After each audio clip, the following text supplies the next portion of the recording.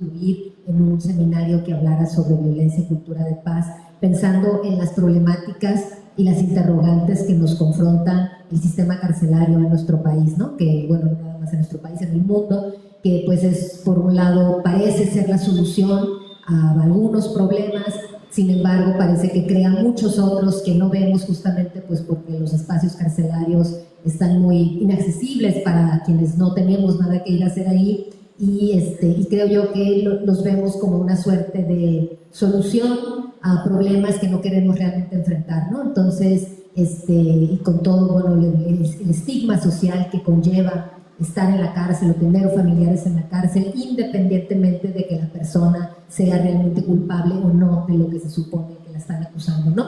Sabemos que en este país hay una población encarcelada o privada de su libertad que no tiene sentencia, ¿no? Muchísima gente que incluso está bajo esta nueva figura de la prisión preventiva oficiosa, que pues a veces no sabe ni siquiera de qué la están acusando y ya está encarcelada. Entonces todo este tipo de estrategias que el Estado nos plantea como alternativas a la seguridad, pues están siendo, creo yo, muy nocivas y muy desventajosas, sobre todo para las clases más pues en desventaja social, ¿no? O sea, sin privilegios, en desventaja social y con poco acceso, ¿no? a asesoría legal, etcétera, ¿no? Sabemos que en este país, pues, la ley es para quien, la justicia es para quien la puede pagar. Entonces, bueno, por eso es que para nosotras el tema de hoy, pues, es súper importante, así que agradecemos mucho a Jezabel que esté acá y a Laide por la gestión de que Jezabel haya podido estar acá, y pues al Instituto por hospedarnos esta tarde y haber hecho este evento pues abierto para el público en general. Muchísimas gracias, bienvenida Jezabel. Le voy a dar la palabra a mi colega Laide para que haga la presentación. Muchas gracias. Gracias también a Charly porque ha gestionado pues muchísimas cosas para que este seminario pudiera darse, y también a las compañeras del seminario que están aquí presentes, a quienes están por llegar. Bueno, el día de hoy tenemos el enorme gusto de contar con la presencia de la doctora Jezabel Guzmán como ponente invitada. Ella es doctora en Historia por la Universidad Iberoamericana, sede en Ciudad de México, maestra y licenciada en Psicología por la Universidad de las Américas, UTLA. Es profesora investigadora de la Universidad Autónoma de la Ciudad de México, UACM. Coordina desde el 2012 el Laboratorio en Estudios de Género en el plantel Coatepec de esa misma institución, y es integrante del Comité Editorial de Andamios, revista de investigación social de la UACM. También es miembro de la Red de Educación en Contextos de Encierro Penitenciario en México, RECEP, y la Red Nacional de Investigación en los Estudios Socioculturales de las Emociones, RENICE. Entre sus líneas de investigación están los estudios de género, sobre las emociones, el cuerpo y las violencias. Además de todo eso, es mamá de 2 niñas, tiene 2 gatitas, un perro, es una persona amorosa, solidaria con sus amigas, amigos, y también con toda aquella persona que se acerca a compartir ideas o a pedirle apoyo. Tiene una paciencia infinita que hace que todo, hasta a veces el trámite más burocrático o la persona más complicada, parezca algo suave. Es también una persona que de forma genuina encuentra la forma de darle la vuelta a las cosas a veces más negativas, y es una persona alegre, que disfruta reírse. Como colega y amiga puedo decir que es una persona muy perseverante, que impulsa proyectos y los culmina, sobre todo, súper disciplinada, organizada en su día a día, comprometida con sus estudiantes, y siempre también está buscando la manera de abrirles espacios para que practiquen al máximo su potencial. Todo esto lo digo porque creo que parte de este esfuerzo al organizar el seminario como este, que es sobre cultura de paz, construcción de paz, pues la idea es generar dinámicas de intercambio, práctica y aprendizaje que nos permitan humanizarnos y reconocernos desde otras lógicas que no sean solo el aplauso y la frialdad analítica de la academia, y más bien apostar a una academia socialmente comprometida, humana. Tengo 20 años de conocer a Gesa y es para mí un enorme honor tenerla hoy aquí. Le decía que es un sueño, porque estoy muy contenta de que se pueda dar y que pues haya decidido también viajar desde la UACM a compartir sus sus saberes empíricos y prácticos, ¿no? De esta experiencia que ha tenido en un ambiente que no es fácil, que no es nada, pues, hermoso, ¿no? O qué celebrar, pero creo que justo tenerte aquí nos va a permitir mirar hacia dónde sí se puede avanzar y que hay que seguir trabajando y fortaleciendo. Así que muchas gracias. Claro. Bueno, pues muchas gracias. Hola, buenas tardes a todos y a todas, en general todas las que están aquí presentes el día de hoy. Quiero agradecer la invitación de la doctora Anaí Vences, quien además el día de hoy es su cumpleaños. Y qué hermosa forma de celebrar si no es un evento académico, ¿no? También en el marco de este seminario, Bienvenidas, es un seminario sobre las violencias a la cultura de paz en un estado de guerra no convencional, organizado por el Instituto de Investigaciones Sociológicas de la UACO. Por ello también quiero agradecer su asistencia a esta charla. El día de hoy aquí presentes somos puras mujeres y también quienes se conectan a distancia. Muchas gracias por este hermoso recinto que es digno de la Universidad Autónoma Benito Juárez de Oaxaca. Gracias a todas las personas que participan en la organización, ¿no? Muchas gracias, no sería posible eventos como estos, desde quien nos ayuda en la transmisión y en espacios técnicos hasta quienes hacen toda la gestión para que esto sea posible. Con esta charla que mantendremos el día de hoy, comenzamos con lo que sería en el marco del seminario, el módulo 3. Este módulo que lleva por título Otras justicias posibles. Cabe decir que el título del módulo enmarcado en 3 palabras es enorme. También hay una consigna sobre lo que se me solicitó que pudiera abordar con ustedes el día de hoy. Y específicamente se me pidió que pudiéramos hacer un análisis interseccional de las vidas castigadas, es decir, de aquellas personas que se encuentran privadas de su libertad. Por ello, estamos frente a 3 preguntas que me solicitaron. 1. ¿Quiénes habitan las prisiones? 2. ¿Cómo se vive ahí adentro? Y cuando salen de ese lugar, ¿cuál es la esperanza de vida? Espero que en esta exposición, charla, podamos dar un panorama al respecto de estas preguntas y que posteriormente, de forma colectiva, podamos reflexionar sobre la invitación a dar cuenta del título del módulo, Otras justicias posibles, ya sea que las conozcamos o que imaginemos algunas justicias posibles al respecto del tema penitenciario. Así, comienzo por la primera pregunta: ¿quiénes habitan las prisiones? Para contextualizar, las prisiones en México tienen una población principalmente de hombres, son en un 95%. Según la encuesta nacional de población privada de la libertad, que es citada por INEGI en el año 2021, el 68% de los hombres encarcelados se encuentran entre los 18 y los 39 años. En la coescolaridad, donde el 72% tienen estudios de educación básica, es decir, preescolar, primaria, secundaria o carrera técnica. Por tanto, en general, estos hombres han dejado de estudiar formalmente antes de la preparatoria o no concluyeron estudios formales antes de los 18 años.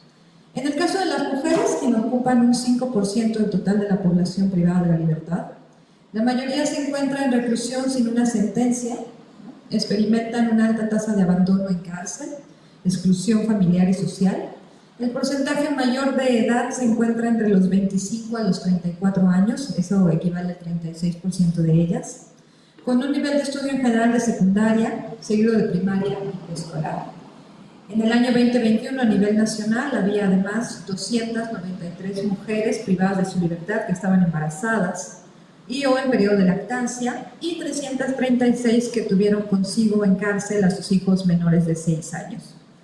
En ambos casos, sea de hombres o mujeres privados de la libertad, estamos frente a un panorama de juvenicidio, como lo pueden ver en las edades, el cual lleva a estas poblaciones jóvenes, primero, a no realizar formación profesional formal y en un segundo momento a terminar en prisión o entre otros aspectos. Y es que el concepto de juvenicidio, según José Manuel Valenzuela, que además estuvo con ustedes aquí de forma virtual en el seminario, Se refiere a la eliminación y asesinato sistemático, persistente e impune de jóvenes, pero no de cualquier joven, sino de aquellos o aquellas que viven bajo un entramado de precarización social, sea urbana, económica, rural, cultural o simbólica. Esas identidades que llevan consigo cuerpos juveniles que son territorio de violencia y que devienen en cuerpos sacrificables. Así, el juvenicidio no solo se refiere a la muerte de ciertos jóvenes, sino que ésta se presenta y materializa en el momento en que a los jóvenes se les niega una forma de vida digna, por lo cual podríamos decir que muchos de ellos o ellas tienen una muerte en vida o con destinos desafortunados, como puede ser la prisión. Estos datos dan cuenta de una mirada interseccional que cruza, es decir, que cruza edad, condición social, sexo, género, clase, es decir, la interseccionalidad es una herramienta útil para detectar las múltiples discriminaciones que se entrecruzan de tal forma que cotidianamente producen subordinación y marginación, tomando en cuenta en el análisis además factores de diferencia sexual, etnia, edad y demás situaciones que impactan a la identidad. Intersecciones que hacen que la vida en prisión además se experimente de forma diferente. Desde esta mirada también encontramos en la población privada de su libertad poblaciones que pertenecen a algún pueblo indígena o pueblo originario. Estas corresponden al 3.2% del total. Aquí lo podemos ver en esta gráfica, donde dice al inicio: al cierre de 2021, 7.052 personas, es decir, 3.2 de las personas privadas de la libertad, pertenecían a algún pueblo indígena, del cual se reportó que el pueblo náhuatl concretó el 16.2%. Además, 6.834 correspondían al ámbito estatal y 221 al federal.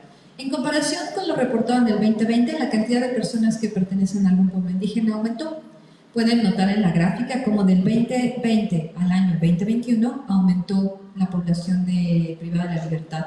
Y en la parte inferior pueden ver varios grupos indígenas que van desde náhuatl hasta yaqui o aquellos considerados como otros que se encuentran en las partes de abajo. Está súper chiquito, pero voy a intentar, se los voy a leer para que pueda ser pues, traducible. Encontramos desde el más alto náhuatl, después tarahumara, zapoteco, mixteco, otomí, maya, tzetzal, mazateco, tzotzil, totonaco, mije, chol, pepehuano, chinanteco, mazahua, cora, huichol, huasteco, tlapaneco, mayo, purépecha, zoque y yaqui, y aquellos considerados otros. Por otra parte, quienes habitan las prisiones, que es los que estamos viendo, el 4.3 de las personas privadas de su libertad en el año 2021 contaban además con alguna discapacidad, siendo el tipo más frecuente la dificultad o impedimento de poder ver. Aquí vemos otra gráfica. Pero también se encuentran personas con dificultades para caminar o condiciones de salud mental, entre otras, que podemos observar en esta gráfica, donde el 14.2 de esta población posee otro tipo de discapacidad. Vamos a leer la parte de arriba. En el mismo periodo, 9.434 personas privadas de la libertad contaban con alguna discapacidad. Respecto a la cifra reportada en el 2020, nuevamente, la población que presentó alguna discapacidad incrementó en relación al año 2021. Y del total de las personas con discapacidad, el tipo más frecuente es la dificultad o impedimento para poder ver, aún usando lentes, lo cual corresponde a casi el 40%. En las discapacidades que se encuentran enunciadas abajo, que también están chiquititas, se las voy a leer. Dificultad o impedimento para ver, aún usando lentes.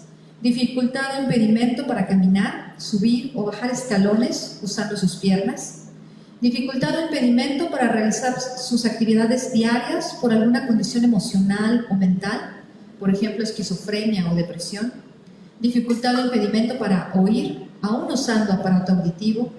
Dificultad o impedimento para mover o usar sus brazos o manos. Dificultad o impedimento para bañarse, vestirse o comer. Dificultad o impedimento para hablar o comunicarse, darse a entender con otros. Y dificultad o impedimento para aprender, recordar o concentrarse. por alguna condición intelectual, por ejemplo, algún síndrome de Down u otro tipo de discapacidades. Incluso hay datos que se refieren a personas privadas de la libertad con incapacidad de conciencia y trastorno psicocognitivo vinculado al consumo de sustancias. Cabe decir que todas estas poblaciones en general son consideradas en prisión como grupos en situación de vulnerabilidad, donde se ubican a todos, es decir, adultos mayores, discapacidades, inimputables por dependencia psicotrópica, enfermos mentales, grupos indígenas, personas extranjeras. Es decir, podemos ver un ejemplo claro en la siguiente gráfica, y ahorita se las explico. En la gráfica podemos observar el caso particular de un reclusorio en la Ciudad de México. Podría ser cualquier otro, esto es solo un ejemplo. Podemos mirar en la gráfica de menor tamaño, en la primera, ahorita se las leo para que sea más digerible, que está muy pequeñita, la cantidad de personas catalogadas con algún grupo vulnerable en el año 2019. Y en la de mayor tamaño podemos ver algunos cruces que nos permiten imaginar cómo sería la vida en cárcel. En la gráfica pequeñita vemos grupos de vulnerabilidad, por ejemplo, dice 1, adulto mayor, 37 personas, 2, discapacidades, 197, 3, indígenas, 90, 4, nacionalidades no mexicanas, 31, 5, inimputables por la dependencia psicotrópica, 275, y 6, enfermos mentales, 27. Pero en la siguiente gráfica, la de mayor tamaño, me gustaría que imaginaran, solo por mencionar algunos cruces, cómo podría ser la vida en prisión con los cruces. Por ejemplo, una persona de 22 años, hombre, con un delito de robo, originario de Tabasco y que la cárcel está en la Ciudad de México, con una escolaridad de secundaria y no una orientación e identidad de género como homosexual y transgénero, pero que lleva además un tratamiento hormonal. O 2, un hombre de 33, delito de trata, en lugar de origen de Oaxaca, analfabeta, aún a los 33 años, homosexual transgénero con tratamiento hormonal. O alguien de 27 años con robo proveniente del Estado de México de secundaria, gay homosexual, pero además portador de VIH. O tener 25 años, estar con un delito de robo, Ciudad de México, segundo de secundaria, de escolaridad, bisexual y un tratamiento psiquiátrico por depresión y se autolesiona. Tener 30 años, un delito contra la salud, ser de la Ciudad de México, secundaria, bisexual y tener gonorrea y retraso mental. O tener 50 años, estar por homicidio, ser de la Ciudad de México, ser analfabeta, aun cuando se tiene 50 años, ser transexual, homosexual y además sordomudo. O 33 años, corrupción, Michoacán, primaria, gay, trastorno mental por consumo de sustancias. Hay datos, como les decía, que estos habitan en las prisiones. En ese sentido, a la primera pregunta, ¿quiénes habitan las prisiones?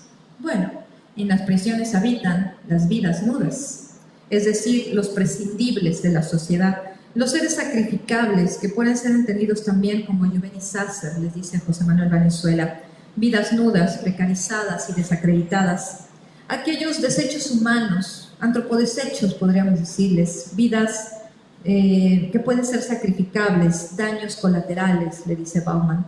Estamos frente a personas en situaciones precarizadas, con dificultades económicas, que viven en la periferia y en la marginación, cuerpos racializados, estigmatizados, que han tenido a lo largo de su vida nulas oportunidades de vida digna en términos de educación, ámbitos laborales, atención de salud física y mental, y en general baja esperanza de un buen vivir. Ahora bien, respecto a la segunda pregunta, ¿cómo se vive ahí dentro? ¿O cómo es la vida en los centros penitenciarios? Podríamos revisar algunas estadísticas oficiales, por ejemplo, que nos den un panorama al respecto de las condiciones de salud, alimentación, incluso delitos cometidos, actividades que se realizan, deportivas o recreativas. Incluso podríamos conversar aquí en relación a los suicidios en cárcel, a las violencias múltiples y distintas que se viven al estar privado de la libertad, a la muerte en prisión, a los fantasmas que ahí se aparecen, a las condiciones de hacinamiento, podríamos referirnos incluso a la comida que se pudre, llamada en algunos centros penitenciarios el rancho. Incluso podríamos hablar de las condiciones de vida experimentadas en la emergencia sanitaria provocada por el COVID-19, donde, por ejemplo, en el penal de San Miguel de Puebla, al lugar destinado para el aislamiento se le conoció como la nave de la muerte. Y es que es inevitable rescatar narraciones que nos sumergen en la vida cotidiana del penal. Me gustaría solo compartirles unos ejemplos de cómo podría ser una vida en el penal. Hablemos, por ejemplo, algo que nosotros también hacemos diario. Podría ser, ahí, el dormir en cárcel. Esta es una transcripción de una entrevista de una persona ya que estuvo privada de su libertad y ahora se encuentra en libertad. Yo dormía en mi camarote, con las manos agarradas encima de mi pecho.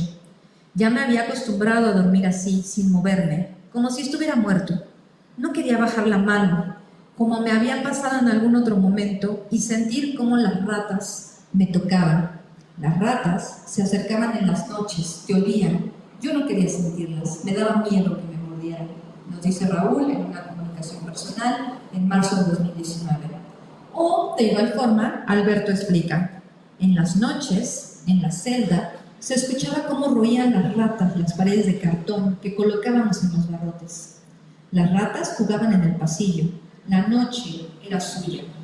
En la oscuridad se escuchaban sus pasos, algunas peleaban, chillaban y se aventuraban a entrar en la estancia. Se sabe de algunas que atacaban. En la comunicación personal de agosto del 21. En ambas narraciones, las ratas se tornan en acompañantes constantes de la vida en el penal, pero estas se mezclan junto con otras plagas y enfermedades. Así lo explica Manuel al referirse al miedo al contagio. En todo el penal hay plagas, muchísimas ratas, piojos, cucarachas, pulgas. Estas estaban en la gente que no se bañaba. Por eso, cuando en alguna celda había alguien que no se quería bañar, lo mejor era sacarlo de ahí, llevarlo. Llevaba pura infección. Y luego así comían, así dormían, así andaban. Era mejor sacarlos de la estancia que contagiarse, en una comunicación del 2019. Incluso podríamos profundizar respecto a cómo se vive en cárcel en el miedo al abandono social que se experimenta al estar privado de la libertad, del anhelo de la visita cada fin de semana. Podríamos hablar de la experiencia de crianza de padres y madres en reclusión, o cómo lo sobrellevan, de los afectos, de los dolores y miedos ahí sufridos. Sin embargo, de nuevo me gustaría que imagináramos solo lo cotidiano. En lo cotidiano, así como lo acabamos de hacer hace un momento con el dormir, podemos hablar de otro acontecimiento cotidiano, que es el olor en prisión. El olor en cárcel es particular.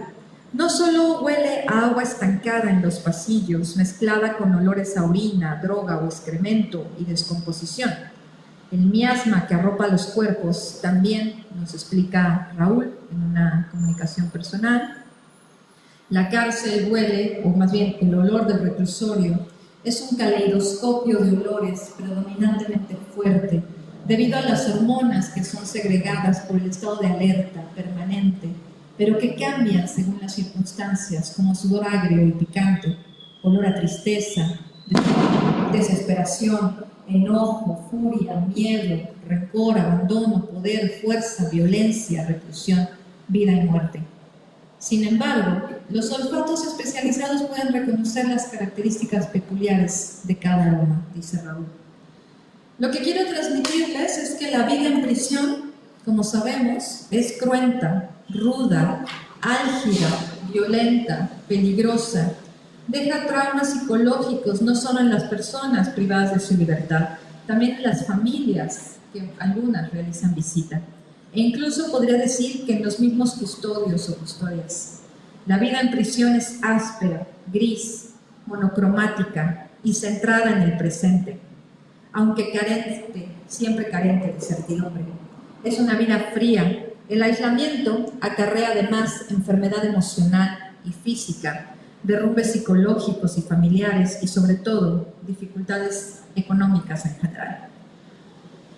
Sin embargo, me quiero centrar en un aspecto de la vida del penal, si bien les dábamos ejemplos de la vida cotidiana, me gustaría centrarme en un dato estadístico de la Encuesta Nacional de Población Privada de la Libertad, donde el 30% de la población privada de la libertad se inscribe en un programa de estudio. Si bien son pocas las personas que estudian estando privadas de la libertad, es decir, 70% no lo hace, esto se debe a múltiples factores. Sin embargo, varias personas sí realizan la preparatoria, la secundaria y la primaria en reclusión. Lo hacen incluso bajo programas de educación para adultos propiciado por el Instituto Nacional para la Educación de los Adultos, el INEA, donde en ocasiones los propios internos pueden ser docentes de otros compañeros o compañeras, aunque muy pocos, una vez que terminan la preparatoria, continúan con la universidad.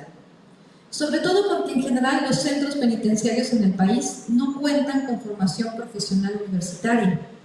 La Universidad Autónoma de la Ciudad de México, donde tengo la oportunidad de trabajar, es la única institución a nivel nacional que cuenta con un programa donde se imparten clases presenciales a nivel universitario en ciertos centros penitenciarios, pero lamentablemente solo en algunos de la Ciudad de México.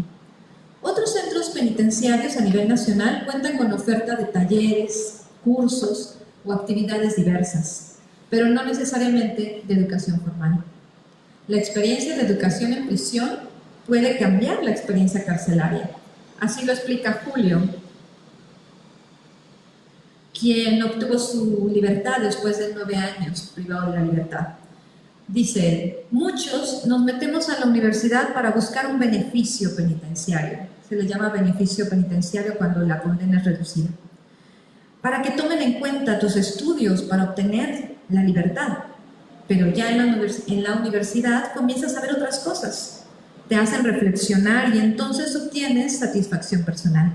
Y de pronto sientes pertenencia a un sistema del cual habías sido excluido antes. O como lo comparte Alberto, quien obtuvo su libertad en pandemia. Al estudiar la universidad encuentras sentido al existir tras las rejas. De pronto le encuentras utilidad al tiempo que te ha sido robado. No es que estudies para matar el tiempo, para eso puedes hacer cualquier cosa, hasta masturbarte todo el día si quieres, sino que estudias para resistir, para mantenerte en pie de lucha y sobre todo para adquirir conocimientos, para enfrentar la realidad que estás viviendo. Sabemos que la formación universitaria, como este seminario en el cual ustedes se encuentran el día de hoy, ofrece una posibilidad de vida digna, amplía los horizontes de presente y futuro, impacta en la formación personal y la manera de entender y estar en el mundo. Por ello, la educación en cárcel cambia de forma favorable a quienes la toman en general. De igual forma, como docentes, nos damos cuenta de la importancia de fomentar una educación crítica y reflexiva, que evidencie las relaciones de poder y privilegio que se viven cotidianamente y que permiten eliminar las brechas asociadas a estatus socioeconómicos o rasgos corporales racializados y sexogenerizados que pueden desencadenar en ámbitos como el juvenicidio que platicamos hace un momento.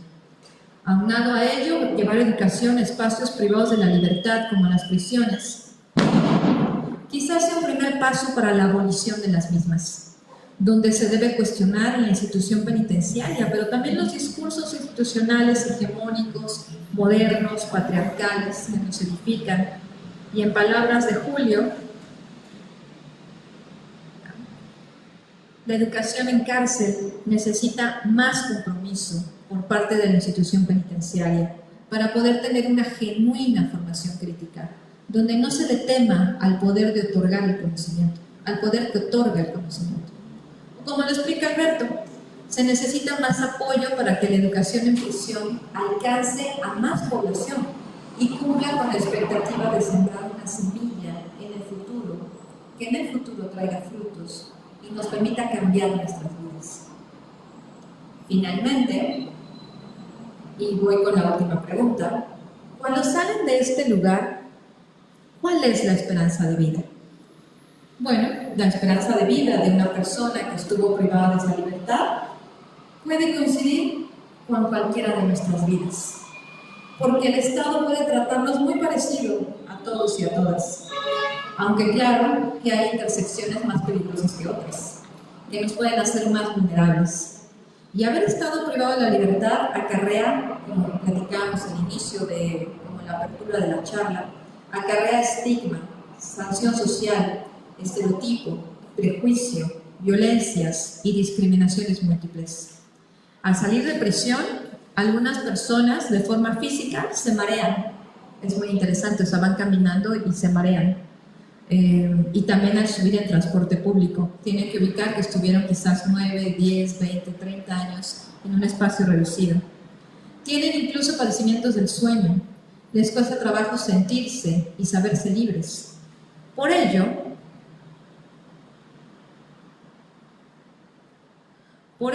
al momento de salir de cárcel, algunos realizan rituales. Así lo explica Caín. Antes, y se los contextualizo, no se trata solo de que el momento de salir yo de cárcel me sepa libre, sino que muchos tienen que hacer un ritual para saberse en un proceso de libertad. Algunos quemaban ropa antes al salir del reclusorio, o sea, el uniforme. Sin embargo, les comparto una narración sobre alguien que hace un ritual al momento de salir de cárcel. Así lo explica Caín. Pasaron 3 días antes de que me hiciera mi ritual.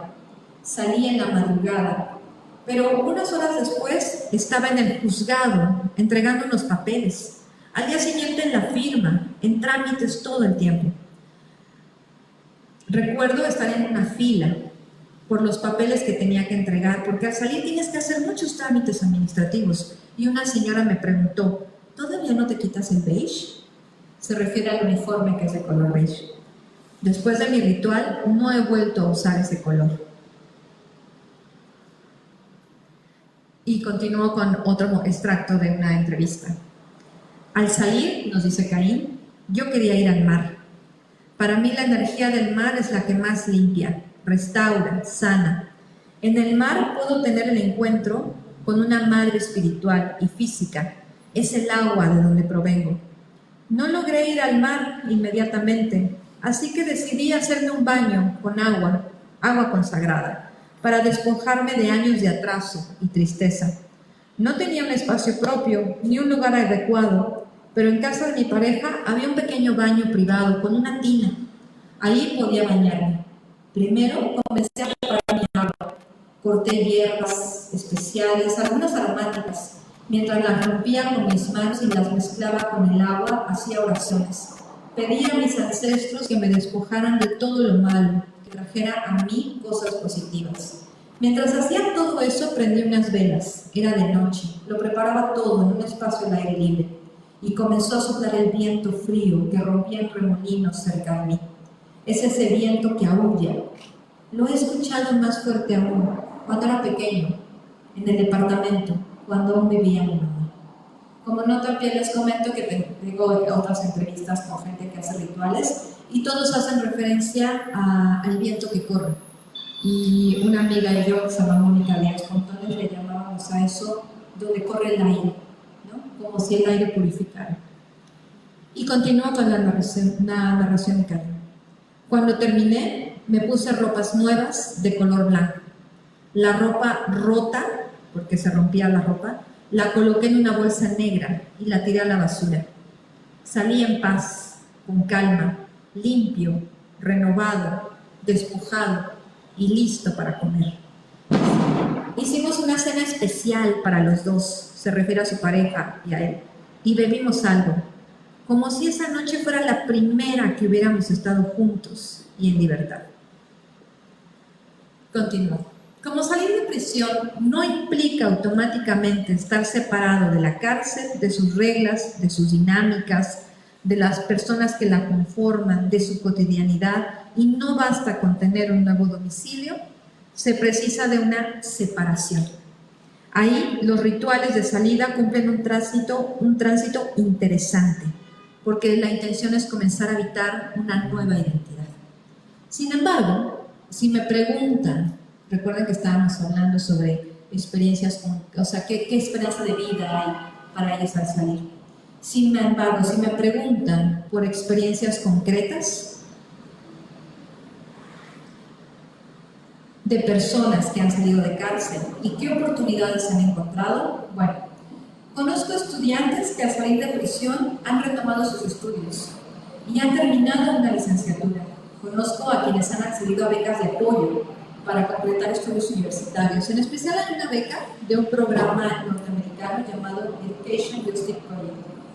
También conozco a quienes han estado trabajando como taxistas, o en oficinas, o en negocios independientes. Conozco también a Jesús, de madre oaxaqueña, quien escribió en cárcel un libro de cuentos llamado Ciudades de Miedo y Encierro. Aquí les muestro la portada. Una propuesta que actualmente fue aceptada para su publicación en la Universidad Autónoma de la Ciudad de México.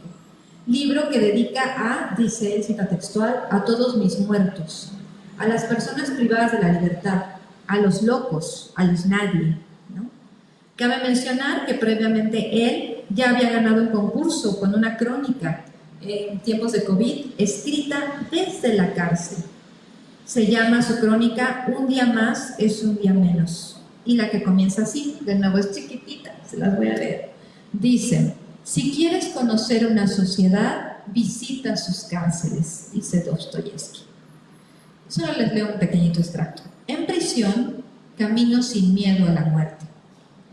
Pero el temor por la vida de los que quiero se manifiesta como una invitación a revolcarme en un inmenso averno propio, que me hace lidiar con demonios flagelantes de imposibles redenciones. Voy desafiando a cada instante el riesgo de contagio por ideas, virus, microbios, insectos u objetos infecciosos, independientemente de la higiene mental y sanitización que me procure. Aún así, creo firmemente en mi desarrollo y aguerrido sistema inmunológico mutante. Conozco también de forma indirecta al maestro Tejeda Jaramillo, quien estuvo 31 años privado de su libertad en el reclusorio preventivo Baronín Norte, vinculado en un momento con el caso Camarena. Él es pintor, escultor, con un estilo único, dice en internet, un estilo único, libre de influencias por haber desarrollado en prisión un estilo, además, libre, ¿no? Donde además realizó labor social y fue promotor cultural estando privado de la libertad con un taller de artes plásticas. Vemos una imagen de él, está en cárcel con su uniforme en beige y es el taller de artes plásticas, lo que vemos en la imagen. Y también vemos una portada de un libro que tuve la oportunidad de coordinar, donde la obra que la ilustra, el libro, se llama Robot bajando la escalera, la cual el maestro Tejeda me permitió usar.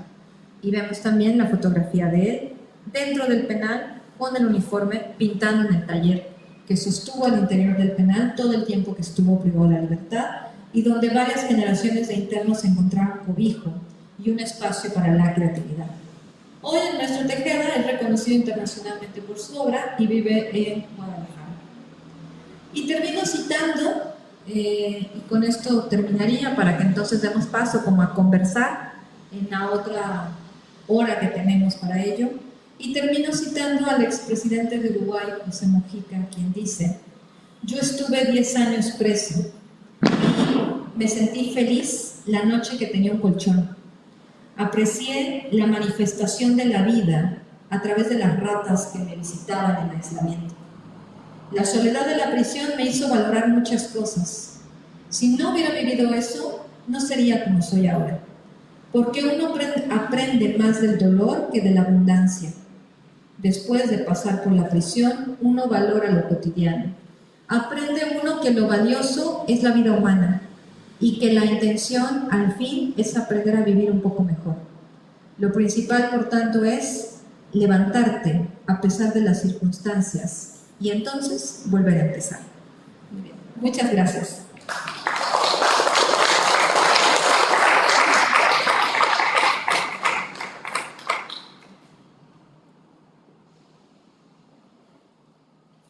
Bueno, pues si hay preguntas, comentarios que quieran hacer a la ponente, es el momento ideal para hacerlo.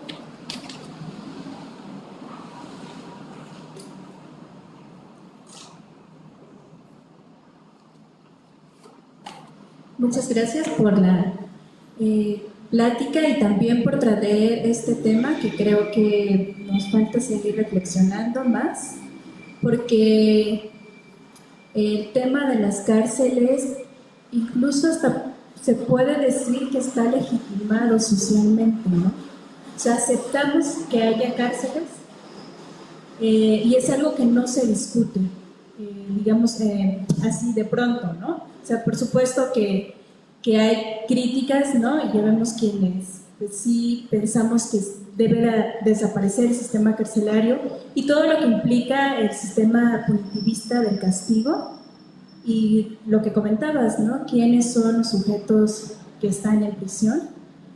Las personas más vulnerables y también todo lo que implica que pensemos como cuerpos desechables, cuerpos a los que se les puede hacer cualquier cosa, ¿no? Y pues tu plática se me hace muy interesante porque justo es pensar a las personas privadas de libertad en la cárcel como personas con dignidad, que es algo que no se mira, ¿no? Están ahí, ¿no? Sujetos a toda clase de abuso, de violencia, y que a mí se me hace pues muy tremendo, ¿no? Esa experiencia de pasar por prisión, porque pues hay una negación de su identidad, todo el tiempo de estarlos disciplinando para que se conviertan en otra cosa, pero que al final no importa si se convierten o no, si salen o no, si mueren o no, no importa, ¿no? Al final del día. Y entonces quería preguntarte, ¿no? Si nos pudieras compartir tus reflexiones de por qué crees, ¿no? que seguimos aceptando que haya cárceles, por qué es la opción inmediata, ¿no? Para tratar problemas aparentemente de inseguridad, ¿no? El texto que nos compartiste de Davis, ¿no? De Angela Davis, es justamente que ella se interroga esto, ¿no? ¿En qué momento hemos pensado que recluir a personas que supuestamente nos pueden hacer daño, nos hace tener una vida más segura que quienes estamos afuera, ¿no? Cuando hay muchas más personas afuera que ocasionan daño, ¿no? De una manera muy velada, que las personas que son criminalizadas y que están al interior. Y también me da curiosidad, ¿no? ¿Cómo llegas a este mundo de las prisiones? O sea, tú has tenido experiencias de estar ahí, de convivir, ¿no? Tus investigaciones son desde dentro y también has compartido pues todo lo que te ha causado también a nivel emocional, anímico, porque es una situación muy fuerte. Entonces, me da curiosidad, ¿cómo llegaste, ¿no? Ahí? ¿Cuál fue, ¿no? tu inquietud, ¿no? Que te lleva justamente a tener esa mirada, a trabajar con estas personas? Y también pensar, ¿no? Pensando en estas otras justicias, cómo ir pues despojándonos de esta mirada que tenemos del castigo, ¿no? de castigar a las personas que salen de la norma, ¿no? Que irrumpen con ciertas normativas, ciertas formas, ¿no? En las que se ha establecido que se debe vivir, ¿no? Pensar. Y pues cómo ir más allá también de este sistema carcelario para pensar en otras justicias, porque definitivamente una prisión no es hacer justicia, no genera procesos de justicia contrario, ¿no? Y también que a pesar de que ha habido, es un sistema milenario, ¿no? El encarcelamiento, y que sabemos que no funciona, ¿no? Porque sigue habiendo delitos, ¿no? Porque no se atiende justamente estas diferencias y desigualdades culturales, estructurales, ¿no?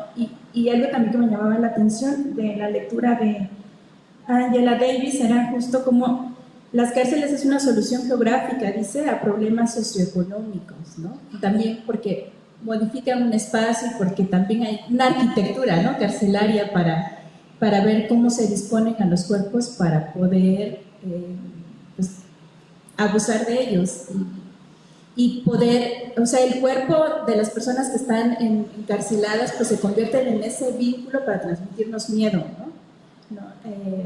y no salirnos de una norma. Entonces, pues justo eso rescato mucho de tu charla, pues justo pensar a las personas privadas de libertad con dignidad y pues repensar, ¿no? Y dejar de legitimar el sistema carcelario. Gracias. ¿Quieres que tomemos varias preguntas o vas contestando una en una? Si quieres damos la palabra a alguien más y ahorita platicamos. Gracias, maestra. Bienvenida a Oaxaca. Es un tema que he seguido en acompañamiento con dos mujeres que han estado privadas de su libertad.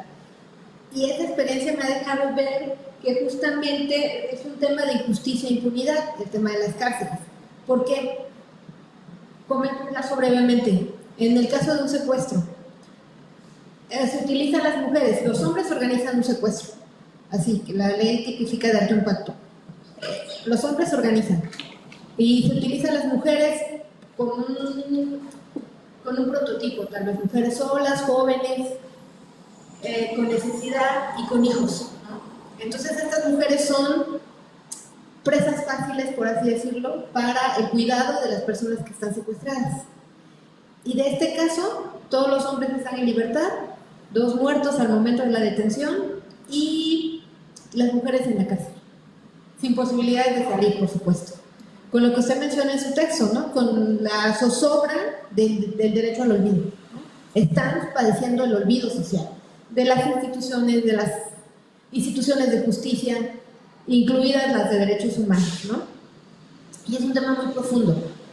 Y este tema me dejó ver justamente que los asuntos donde mujeres están en esta dinámica de delinquir o en esta situación de delinquir tienen que verse con perspectiva de género. Ahí está una perspectiva de género, ¿no?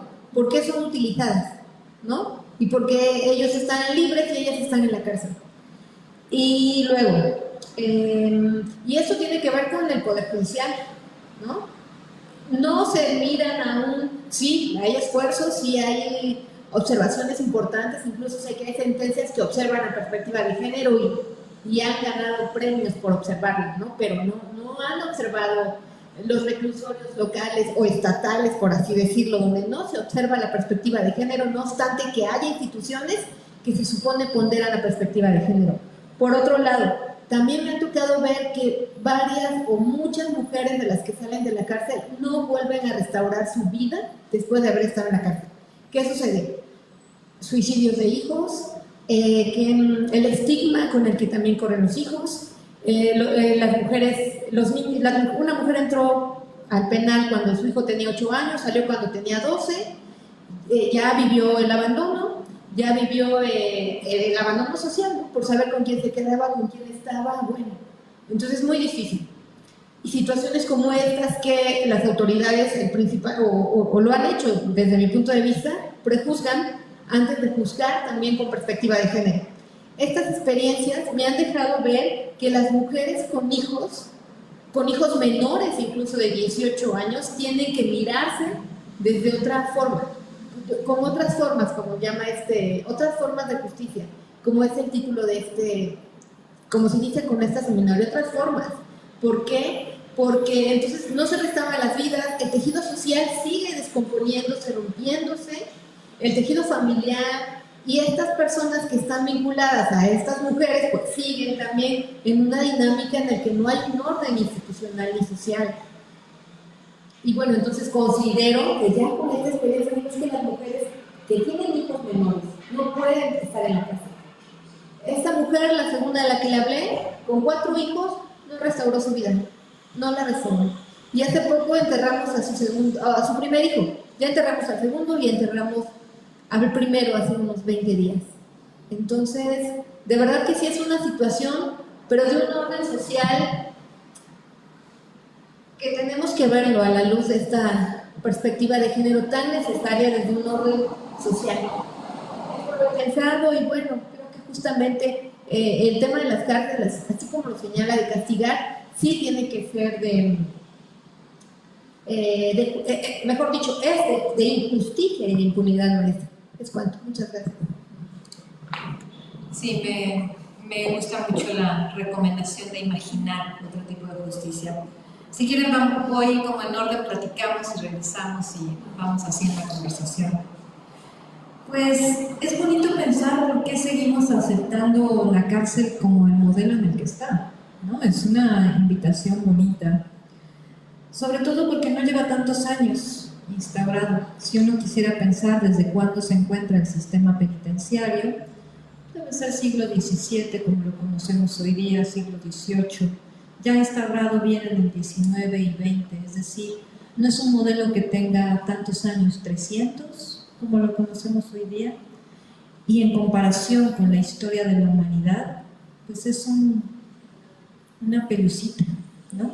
Y sin embargo, se da por dado, ¿no? Se necesitaba la institución penitenciaria para la consolidación de la modernidad, eso es la verdad. Y el problema es que muchas cárceles hoy día, como puede ser un modelo norteamericano, que es lo que Angela Davis critica, es que se vuelven en la extensión de la esclavitud. Las cárceles tienen color de piel, a nivel Latinoamérica y a nivel mundial, tienen color de piel moreno, oscuro, están racializadas. Las cárceles están sexualizadas, quienes las habitan. Y en algunos modelos donde entra la propiedad privada, se vuelve mano de obra sin pago. No obra de obra barata, mano de obra sin pago, como en un modelo norteamericano. En el caso mexicano se manufactura dentro de las cárceles. Dentro de las cárceles hay mano de obra barata y es parte de un entramado, de un engranaje capitalista económico.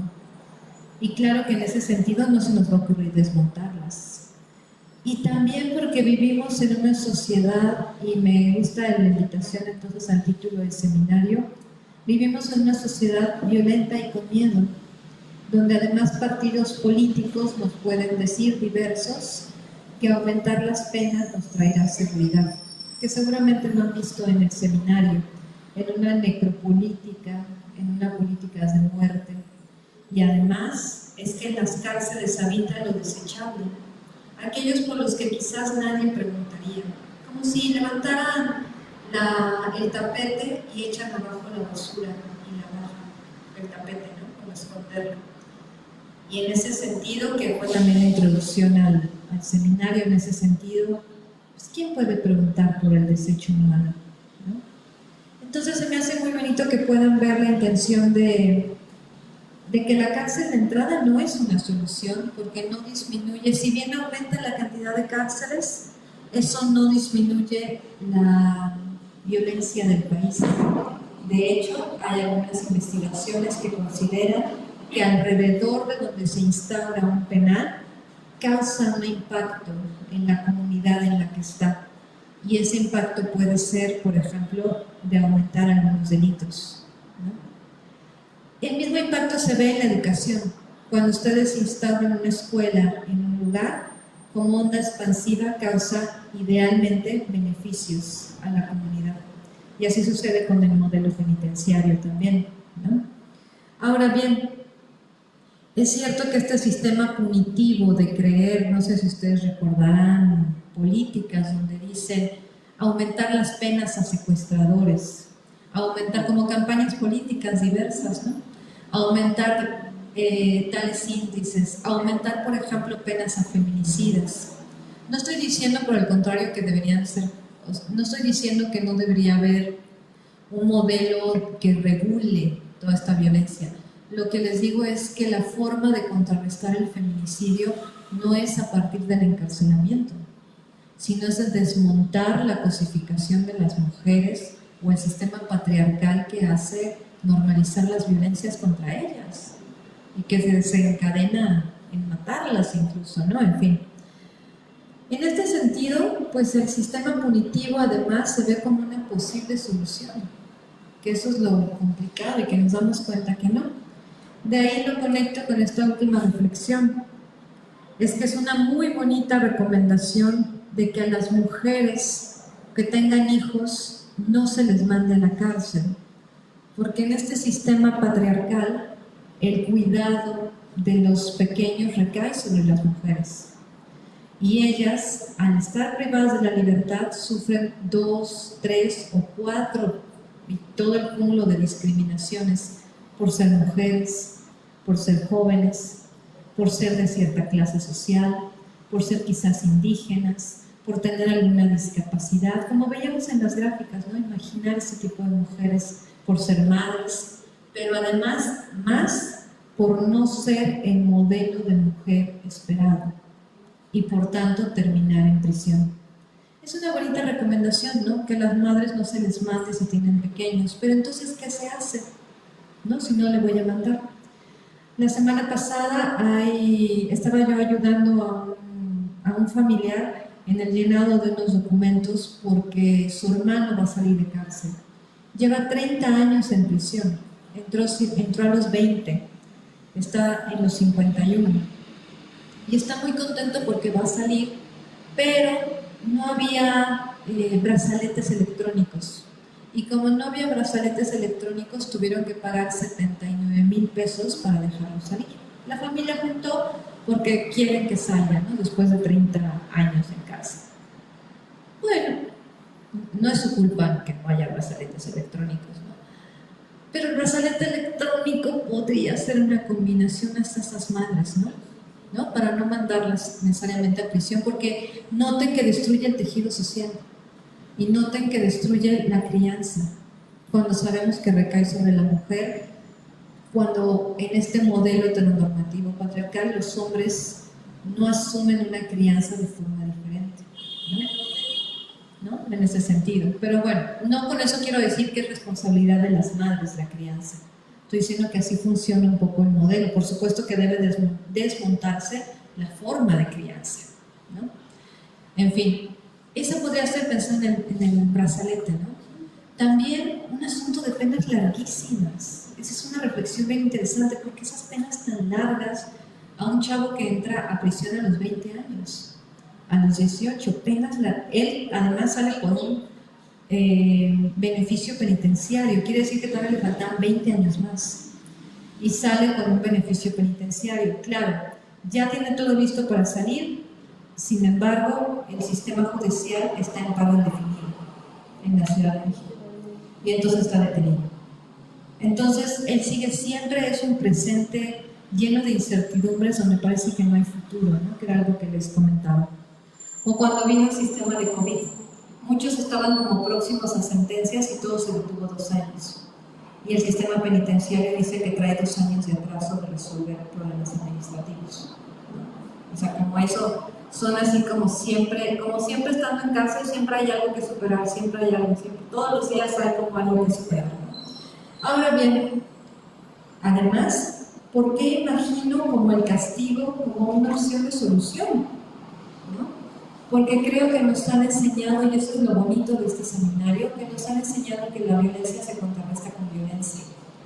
De ahí tienen este ejemplo de Bukele, lo que tiene en Centroamérica. Una intención de criminalizar a jóvenes, una detención masiva y una formación de cárceles y no así de escuelas. Y pensar, por ejemplo, o no invertir en el sistema de salud físico y mental, o no invertirle a otros tipos de modelo de desarrollo social o de vidas dignas, mejor dicho, y no así a la creación de cárceles y todo el dinero y la infraestructura que conlleva. Pero es que además también aquí hay un entramado. Todos los que alguna vez entramos a prisión, familiares, o sea, todos somos parte de la estructura del sistema penitenciario.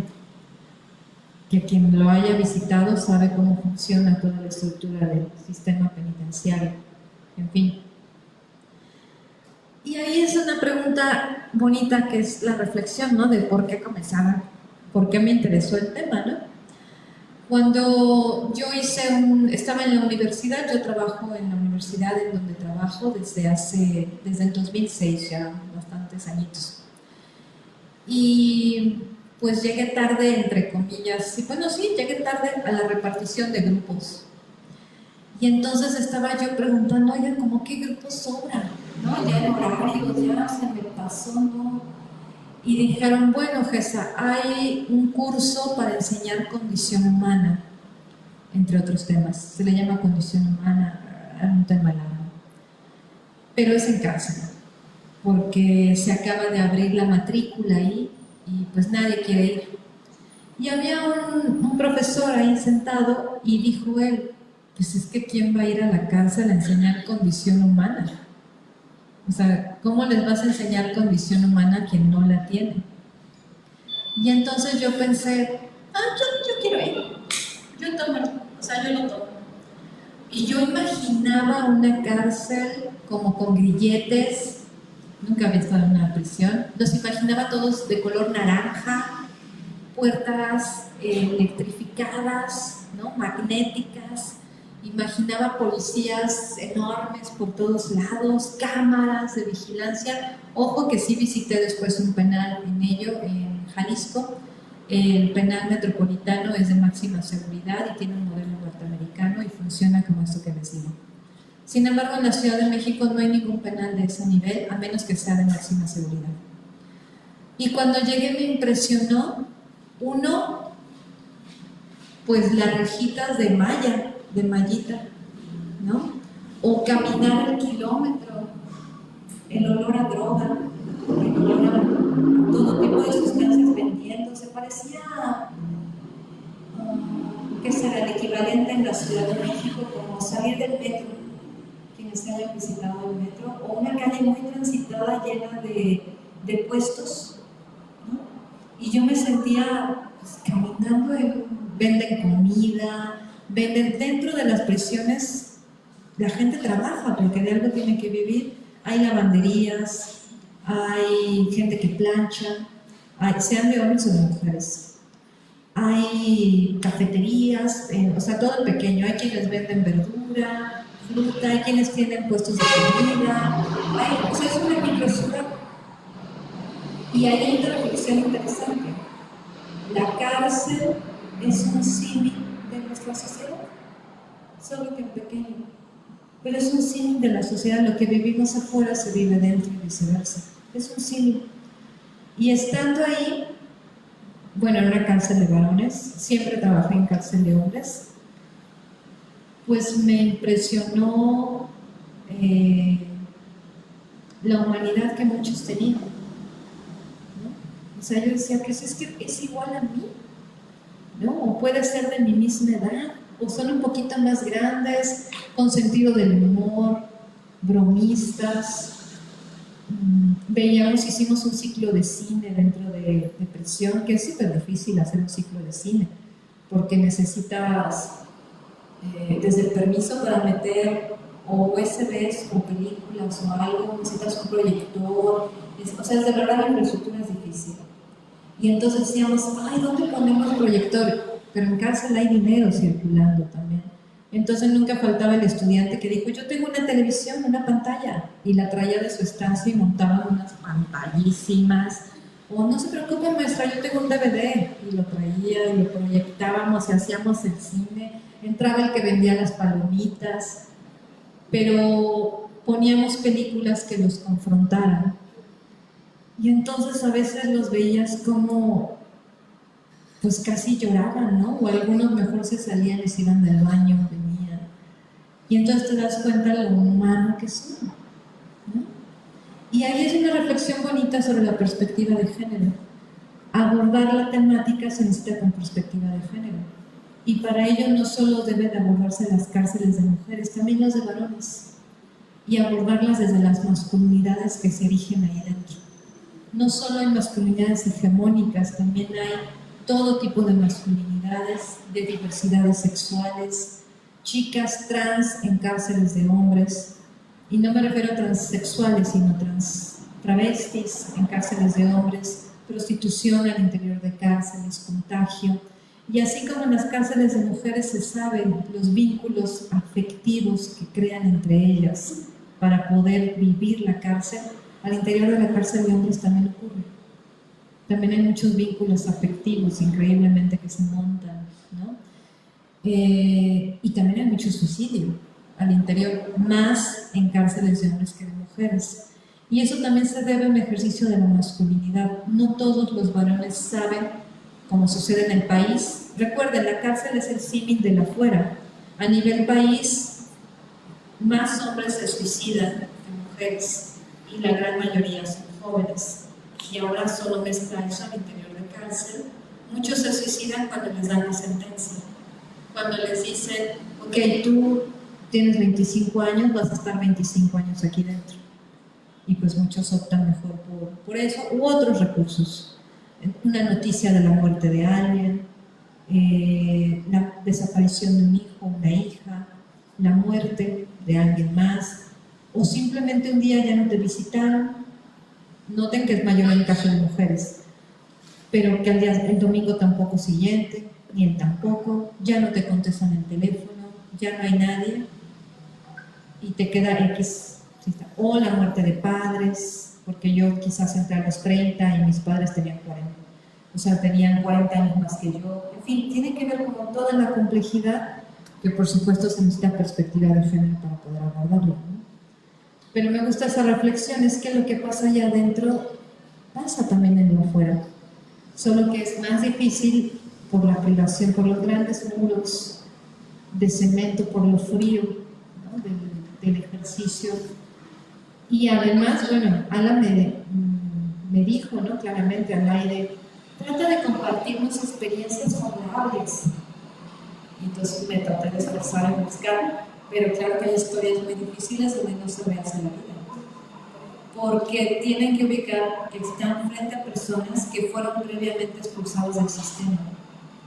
Y les están pidiendo ahora que regresen a un sistema que ya los ha expulsado previamente y durante años.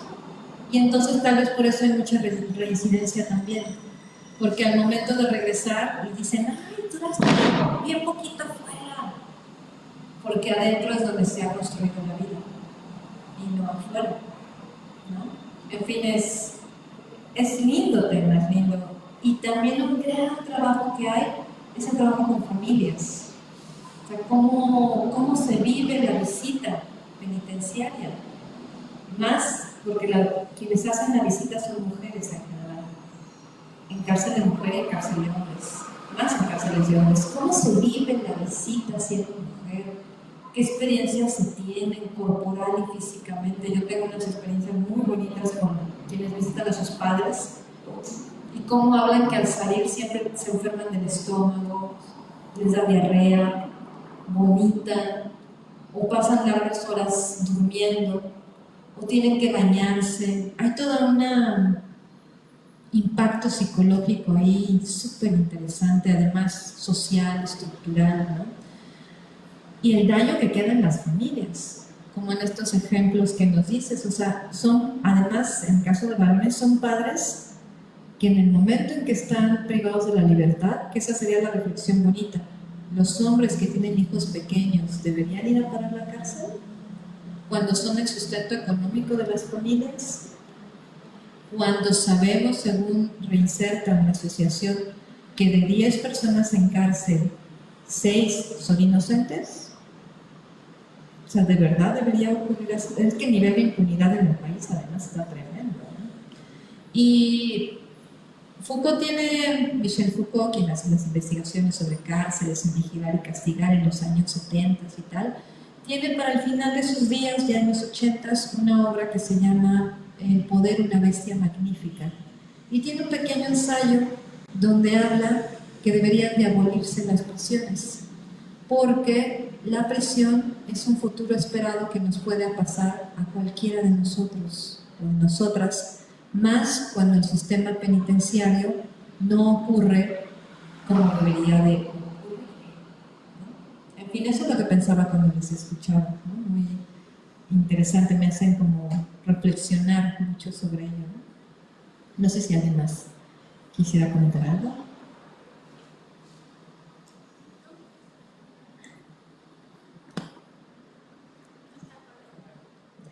Ahora sí. Sí, Edgar, muchas gracias, Tessa, por tu presentación. También creo que Ere te dio tema para otra conferencia. Como le escuchaba Ere, decía yo, ay, sí, todo, o sea, otra conferencia para responder todo lo que te estaba diciendo. Yo me quedé con algunas dudas como más quizá de índole como formal, ¿no? Es decir, como yo he escuchado mucho que, por ejemplo, obviamente la crítica que Angela Davis también hace al sistema carcelario en Estados Unidos es por todo esto que ella llama la industria del encarcelamiento, ¿no? Es decir, cómo el capital pues también se ha insertado en el sistema penitenciario y está sucediendo desde hace muchos años esta privatización de las cárceles, ¿no? Donde hay empresas que pues se dedican a abastecer el alimento, ¿no? Los uniformes, es decir, toda la serie de insumos que se requieren en una cárcel y que pues todo eso es dinero, ¿no? Dinero que el gobierno le paga a un privado para que sostenga el sistema de cárceles. En México, ¿cómo estamos en eso? Porque yo recuerdo que en la época de Calderón se empezó a hablar de la privatización de las cárceles. Pero ahorita que tú hablas de estas cárceles, que yo recuerdo, yo soy de Tijuana, en Tijuana había una cárcel que creo que hasta hace unos años todavía existía, que le llamaban, bueno, la cárcel no sé cómo se llamaba, pero en Tijuana la conocíamos como el pueblito, porque era un pueblito, o sea, era un pueblito, o sea, y había clases sociales en el pueblito, pues obviamente el cártel de Tijuana había pasado, alguien del cártel de Tijuana había pasado por ahí, entonces había, pues quien tenía hasta pista de baile y tina con agua caliente, hasta el que vendía tacos, ¿no? Entonces el pueblito creo que ya la desmantela, o sea, ya no es eso, o sea, creo que intentaron poner orden en el pueblito, entre comillas, y ya no está así. Pero bueno, ahorita que hablabas tú de tu experiencia la primera vez que entraste y que viste prácticamente un tianguis, pues sí, así era el pueblito de Tijuana, ¿no? Entonces, pero pensando que una cárcel es así, pues uno no se imagina que eso esté privatizado, si al contrario, la gente ahí se está haciendo la vida, pues vendiéndoles la comida, planchando la ropa, lavándola, ¿no? Entonces, ¿en dónde sí está?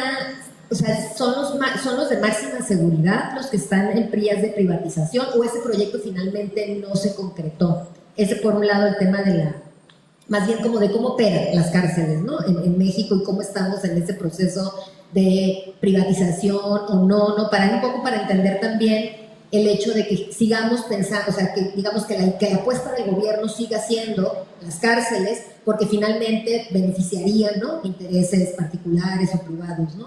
Pensando que también esa puede ser, como en Estados Unidos, una razón, ¿no? La otra, pues definitivamente tiene que ver con el hecho de, como tú bien dijiste, mantener a las poblaciones racializadas pues fuera del sistema y al margen, ¿no? Entonces aquí en México me parece muy interesante también cómo ha aumentado justo a partir de las nuevas figuras de la prisión preventiva y eso, pues la detención de personas de origen indígena, ¿no? Y muchas de ellas asociadas a delitos que tienen que ver con el tráfico de drogas, ¿no? O sea, es decir, como con de estos contra la salud que le llaman, ¿no? Delitos contra la salud. Y que creo yo que también es muy coherente pues con todo el contexto generalizado que hay también de criminalización, ¿no? Del consumo, la venta o la compraventa de ciertas sustancias y cómo entonces toda la lógica antidrogas pues también está muy vinculada pues al punitivismo y al régimen y al intento de la intensificación, ¿no? Del régimen carcelario, ¿no? Eso me parece que también ahí hay una relación, ¿no? entre eso, ¿no? La criminalización de sustancias y fortalecer, digamos, las penas, ¿no? Y entonces mantener y sostener y legitimar, ¿no? El sistema carcelario como lo conocemos. Entonces, pero me parece muy interesante ahora cómo la ENPOL pues, está dando datos sobre el crecimiento de población de origen indígena en las cárceles, pues que además algunos de ellos no son bilingües, entonces cómo cuesta trabajo, ¿no? La interpretación, ¿no? Que entiendan que lo que estaban haciendo pues era un delito, ¿no? Porque también luego entra ahí mucho el peritaje antropológico, ¿no? Para tratar de mostrar que la persona no estaba consciente de estar cometiendo un delito, ¿no? Entonces, eso también me parece muy interesante, o sea, cómo me parece que esas condiciones se van a ir exacerbando, ¿no? Las vamos a ir viendo como con más reiteración. Y otra cosa que quería preguntarte también es sobre el tema de ahorita que me llamó la atención lo del maestro pintor que tuvo su taller ahí 30 años, ¿no? En la cárcel tuvo su taller. O sea, ¿qué tan común es que en las cárceles haya como esos espacios, ¿no? De socialización que vinculan a las personas a través del arte o del deporte, ¿no?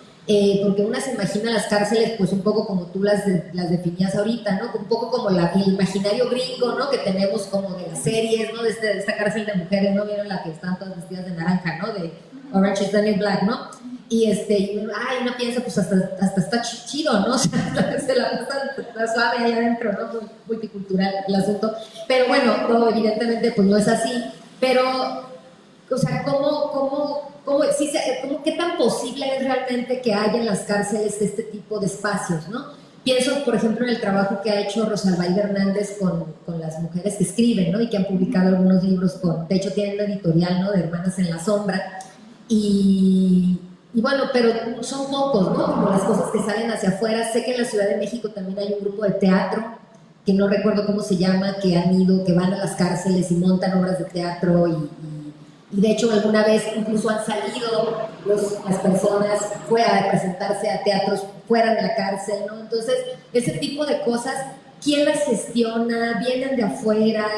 ¿Es de adentro? ¿Es una demanda de las personas, digamos, que están presas? ¿Cómo un poco se generan esas dinámicas, ¿no? Y evidentemente, una pregunta es, ¿y qué tanto alivian, ¿no? O sea, la estancia ahí, ¿no? La experiencia de habitar, pues, ese lugar.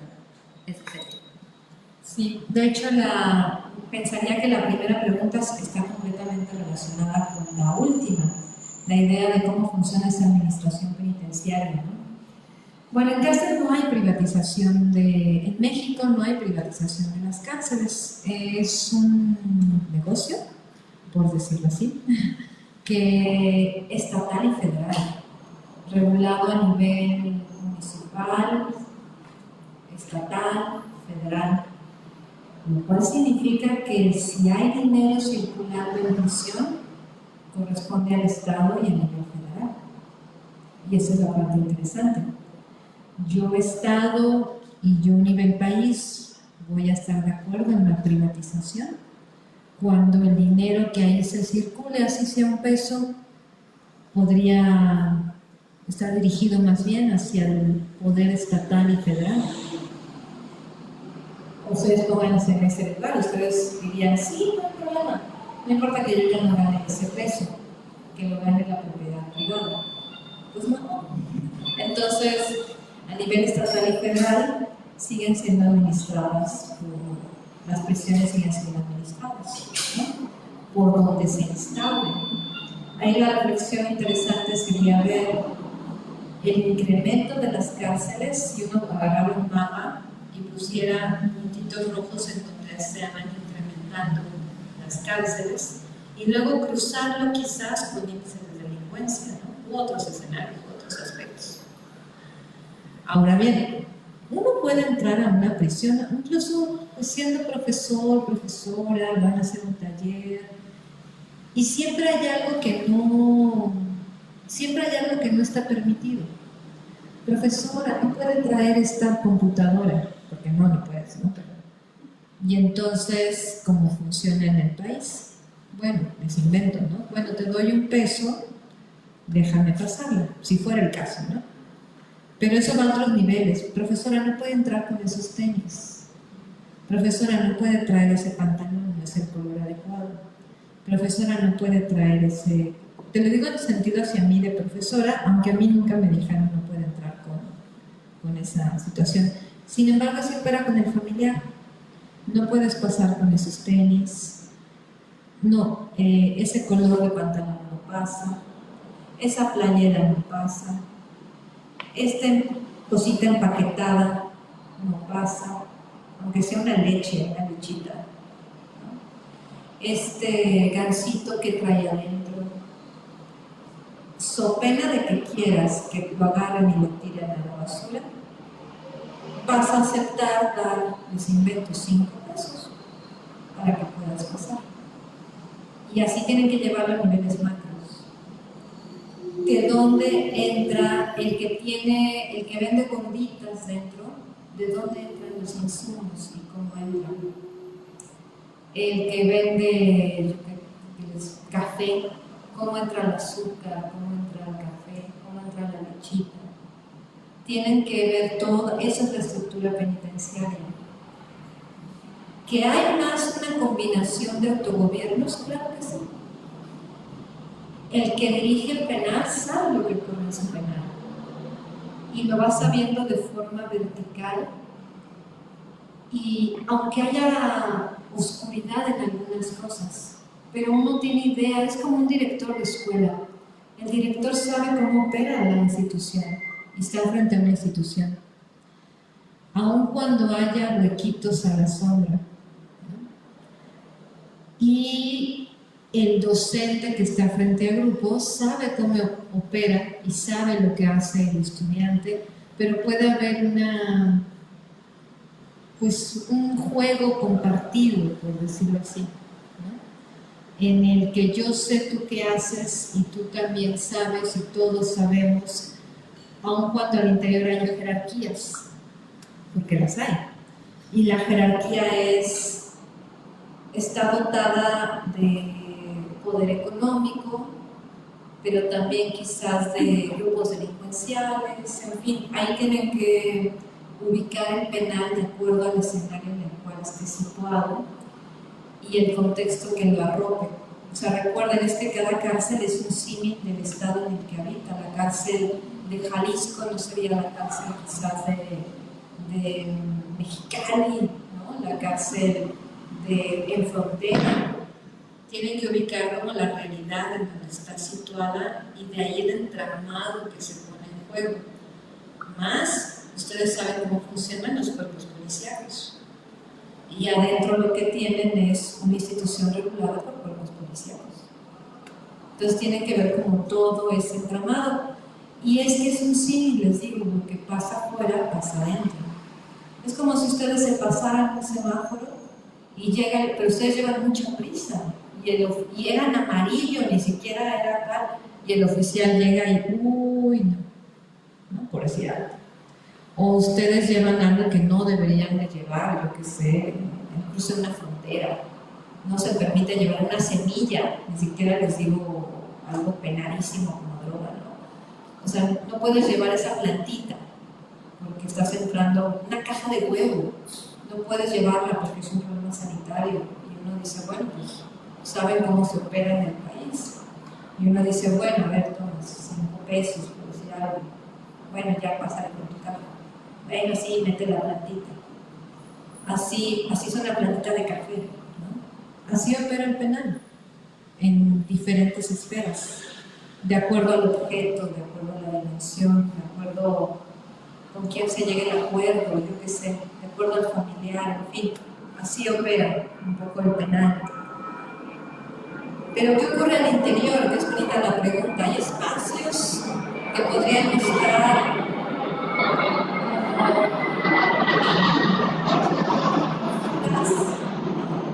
como fugas emocionales. Sí, hay muchos. Algunos responden por intereses de interior y que también el penal ve una oportunidad de acción, ¿no? Como podría ser quizás un grupo de alcohólicos anónimos al interior de cárcel. Y hay grupos de alcohólicos anónimos dentro.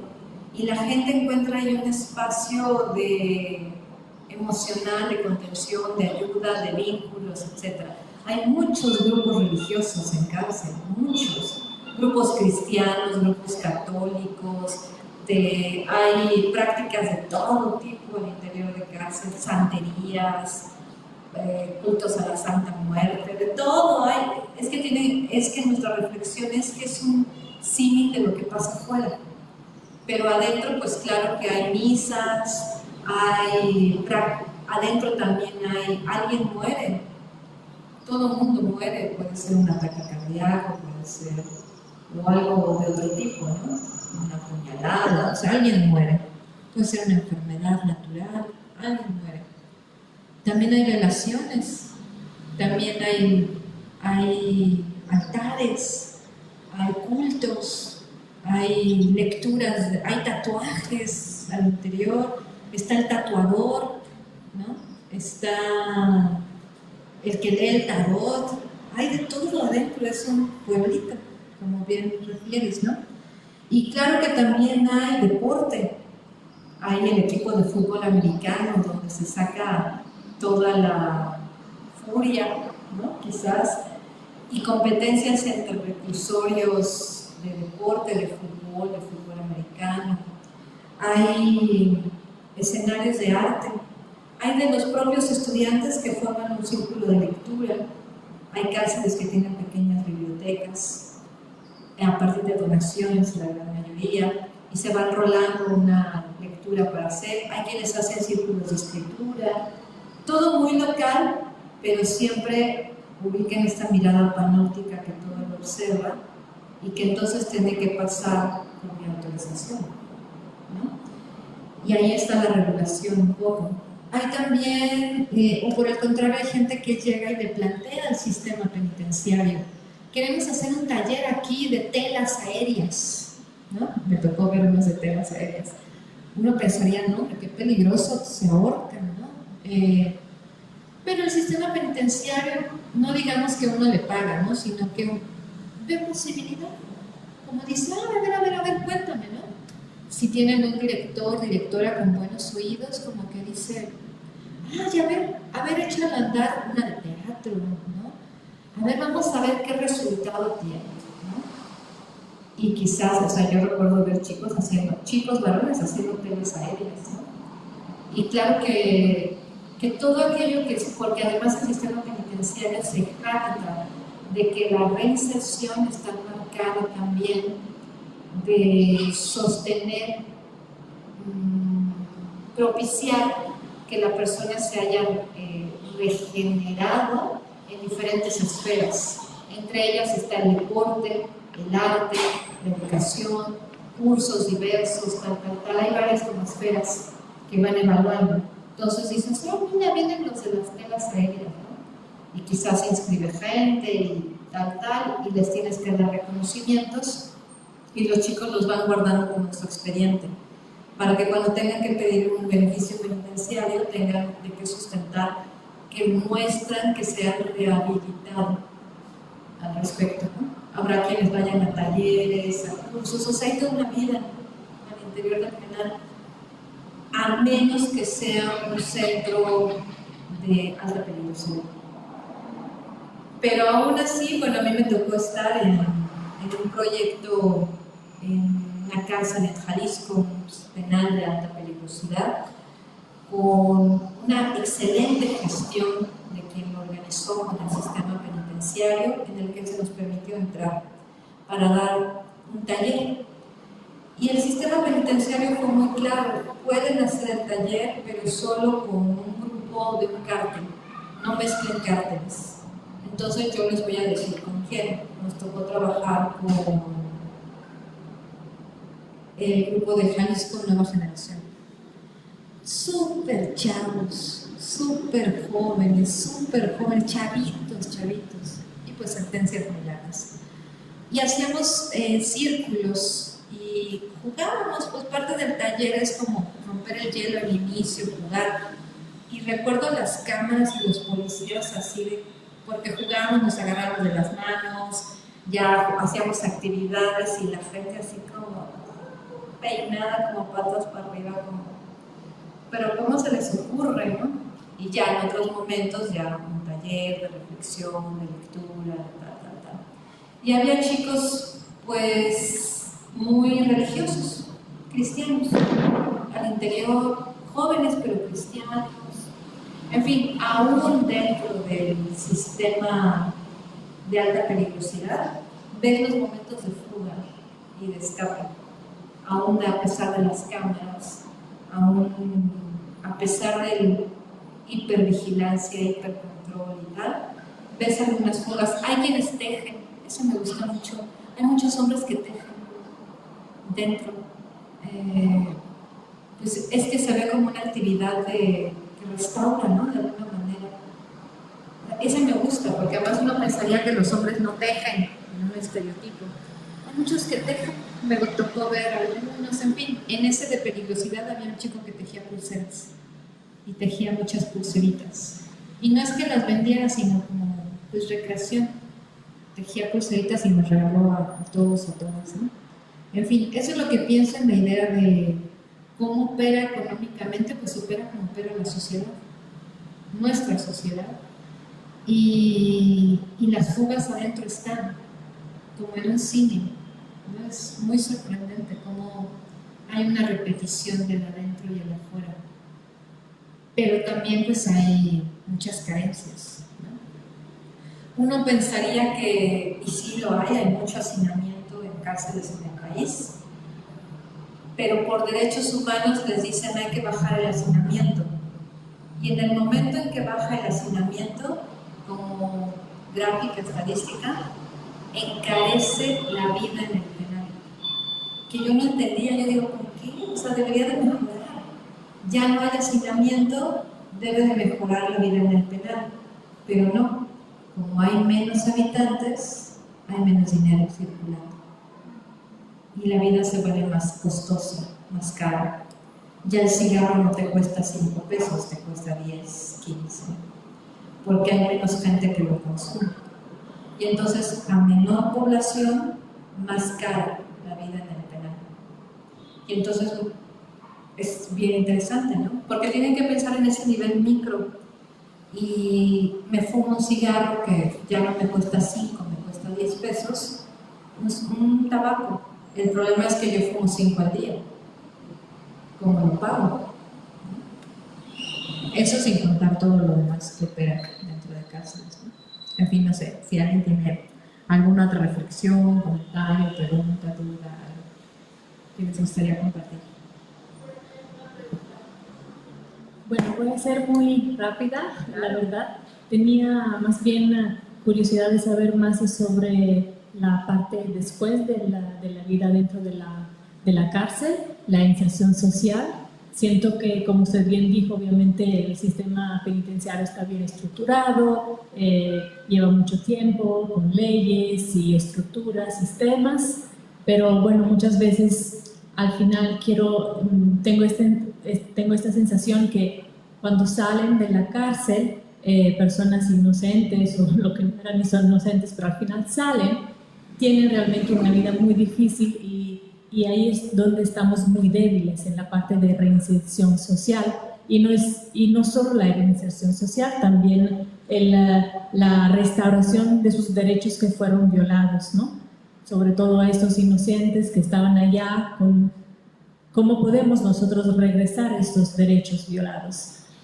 Me parece de recordar que en México hay la posibilidad de que también la sociedad civil trabaje para la reinserción social. Sin embargo, creo que es un sector poco explorado en México, que pudiera tener más potencialidad. Y también, sobre todo porque las personas que salen tienen mucha dificultad de encontrar trabajo. Entonces, poder usar estos espacios a través de la sociedad civil, haciendo trabajo voluntario o, bueno, pagados, pero al mismo tiempo tienen que ser seguido por alguien que esté capacitado, porque obviamente son personas que tienen muchas, pudiéramos decir, ya afectados, ¿no? No es fácil salir al mundo otra vez. Entonces quisiera saber un poquito más sobre esto, lo que hay y lo que falta aquí. Sí, es muy bonita la reflexión, falta todo, ¿no? Al momento de salir falta todo.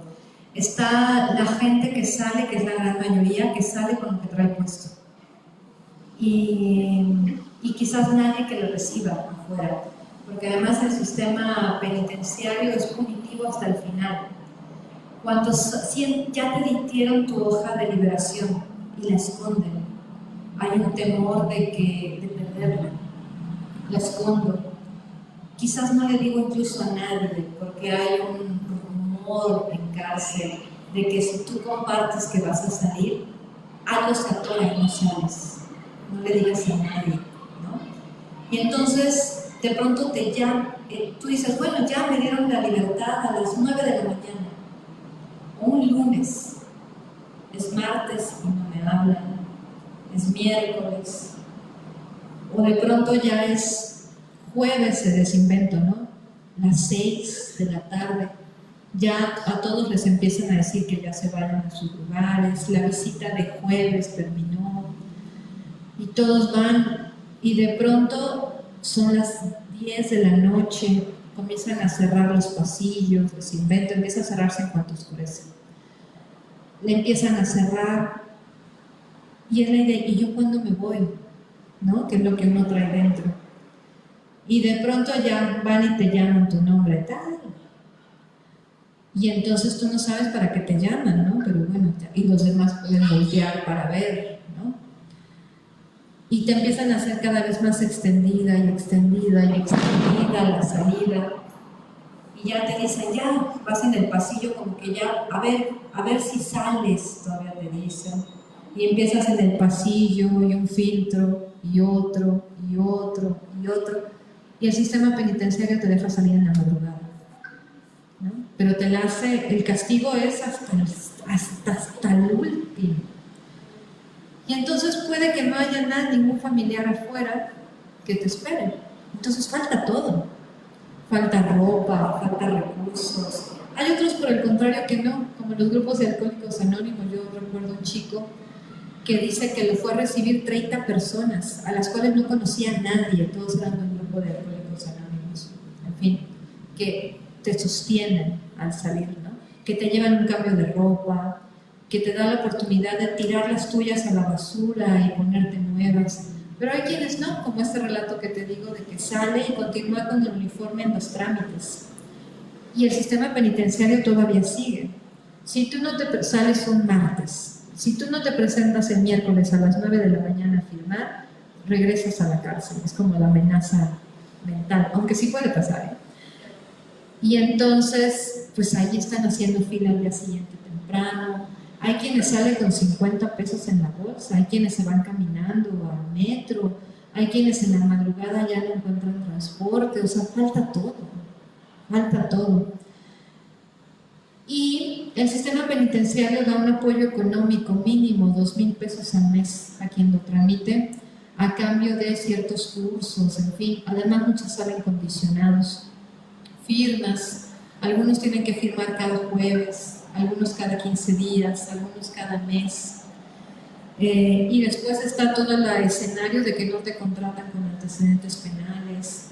Está quienes, además es bonito lo que reflexionaban hace un momento, adentro se te construye una nueva identidad, la identidad del interno, del culpable. Y al salir hay que desmontarla, pero sales sin identificaciones. Sales sin INE, sales sin licencia, no puedes abrir cuentas bancarias, sales sin nada. Pero yo recuerdo un chico que adentro terminó su licenciatura en Derecho y al salir hizo escritos, en cuanto pudo, esa semana hizo escritos y los metió al INE. Y el INE le dio cita, en pandemia, le dio cita así y le dio su INE. Porque ya es cuando yo digo, wow, cómo al interior estudiar Derecho le ayudó para saber sus derechos y salir y saber hacer su escrito y llevarlo, ingresarlo, y que el INE me permita no votar. Necesito algo con que identificarme. Si no, ¿cómo voy a sacarme? Porque él dijo, voy a sacar mi licencia, identificación. No, pues es que quiero que mi licencia sea mi identificación. Entonces, el primer camino es el INE, ¿no? Y él solicitó en escritos, lo ingresó en pandemia, le dieron cita de un jueves para otro, listo, ¿no? Y de ahí ya se desatora mucho, la licencia, el pasaporte, el cuenta bancaria, o sea, todo empieza a desatorarse un poco, ¿no? Pero falta todo. No hay un lugar de atención psicológica para las personas que han salido de cárcel, de eso no hay. No hay un centro de atención incluso para menores al salir de cárcel, pero pequeñitas, eso no hay. No hay un lugar como de agencia de trabajo, como de bolsa de trabajo para gente que acaba de salir, eso no hay, ¿no? Claro que hay organizaciones que tratan de sostenerlo mejor, pero entonces todo sería bienvenido, ¿verdad? Todo lo que abone. Desde quienes salgan y hagan una organización, los mismos exinternos que al salir hagan una organización para sostener todo lo que falta.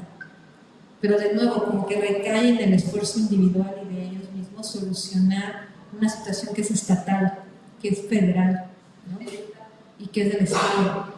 No hay quien lo sostenga, falta, ahí me gusta la reflexión, falta todo, ¿no? Hay en formas individuales, grupos religiosos diversos, zonas de migrantes diversas, que al salir tiene, tú sabes, ya se dice, se rumora que en la esquina de ahí, al salir te dejan bañarte. Se dice que ahí hay ropa que te regalan. Se dice que hay una familia ahí que te da de comer cuando sales. Todo en acciones individuales. Poco, en su gran mayoría poco organizado, poco seguimiento. Se pierde la vista. De pronto se pierde la huella además. Es como la migración. Una vez que cruzas cierta zona, se pierde la huella. Ya no sabes quizás dónde estás. No hay una sostén, ¿no? También es como al salir, arréglatelas como puedas. Entonces, lindo, falta todo. Y por tanto, todo podría ser bienvenido. En beneficio, ¿no? Es que además también es interesante, el discurso de reinserción social está vacío. Porque parecería que en la cárcel te arreglan como si fueras máquina y al salir sales como arreglado. Pero al salir la sociedad está rota y le pides a una sociedad rota que acoja seres rotos, por decirlo así, que han pasado quizás años, ¿no? Como esto que les decía, yo conozco varios que al salir se marean. Eso me llama mucho la atención. Se suben al transporte público y se marean, al metro, al automóvil y se marean. Y incluso algunos con el teléfono lo van viendo y se marean. Y ellos dicen, ¿por qué me mareo? Trae una situación incluso del control del espacio. No sé, es bien interesante, muy interesante. Y entonces se vuelve muy interesante como las rutas, como de seguimiento hacia ellos, en dónde desembonan, qué pasa con ellos. Porque lo clásico podríamos pensar es que hay una gran vuelta, ¿no?, a la cárcel, como la idea de que regresan a la prisión, pero son los menos son los que regresan. Pero ¿en dónde están? Como se van, se desaparecen. Y esa es la ruta bonita, ¿no? ¿Dónde están? Y muchos podrían no decirlo, porque cuando uno dice estuve en cárcel, el estigma es fuertísimo, muy fuerte. Hombres y mujeres, mucho más en mujeres. Como, pues sí, ya salió mi mamá de cárcel, estuvo 20 años ahí. Y saber quizás que en el salón de clases hay una compañerita, la mamá estuvo en cárcel. No se imagínense. O sea, imagínense el estigma que hay ahí. O que a ustedes les diga si tienen sobrinitos, hijitos, primitos, y que llegue y les diga, ¿no? Ay, mami, ¿qué crees? Ya salió el papá de Lupita, que estuvo 30 años en cárcel, y ya va a ir a las juntas de padres. Ojalá todos arropáramos, ¿no?, esa situación, dijéramos, ¡ay, qué padre!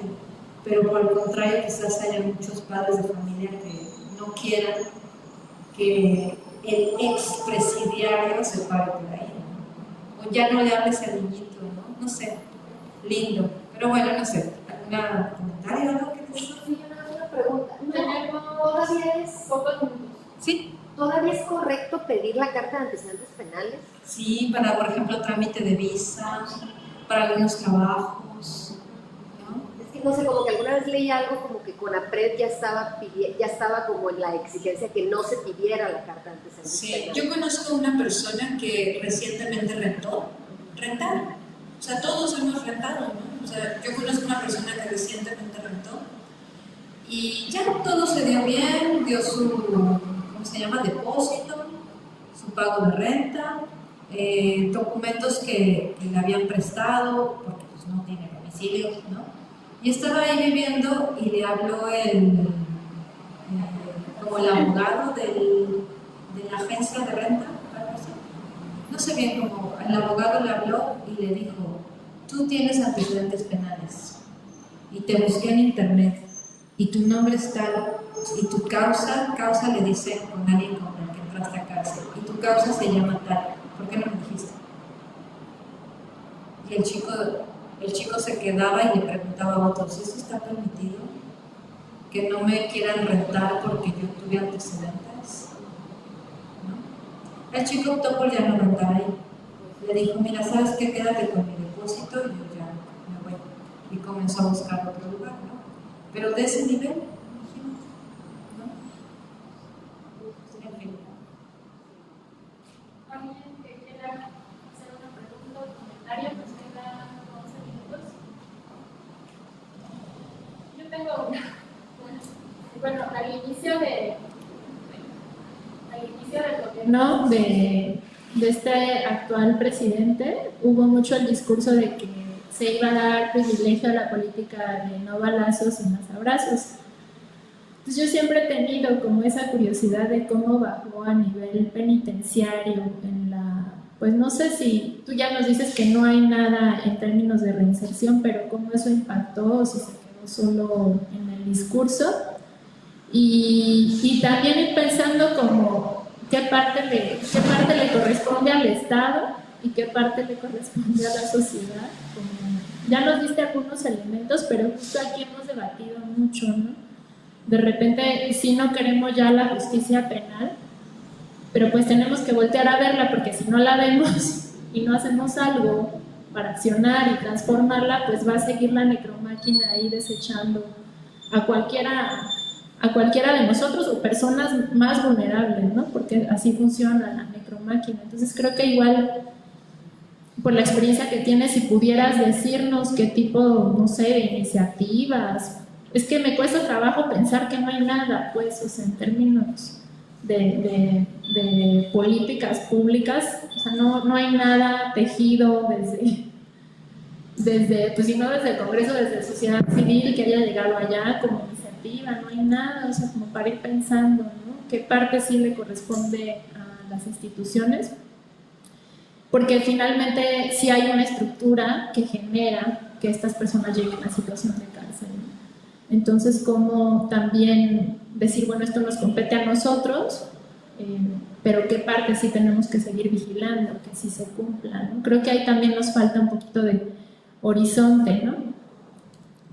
Sí, bueno, sí hay iniciativas, por ejemplo, hoy día hay juicios orales.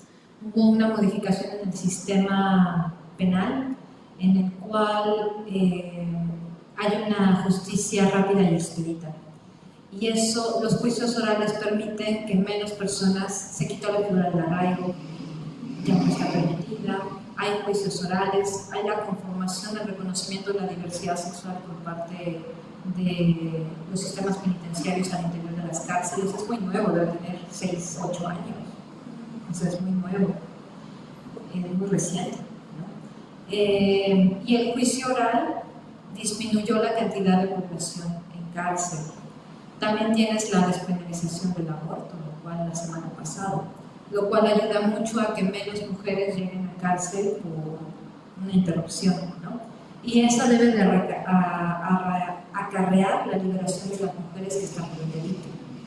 Es decir, sí hay una disminución de la población penitenciaria, sí la hay, pero no quiere decir que mejore la vida penal, como les decía hace un momento.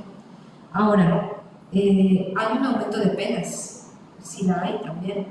Aumentaron la cantidad de delitos por los cuales podrían entrar a cárcel. Entre ellos está crimen organizado, el manejo de ciertas, como si fuera un equivalente a terrorismo, ¿no? Esas como se sumaron.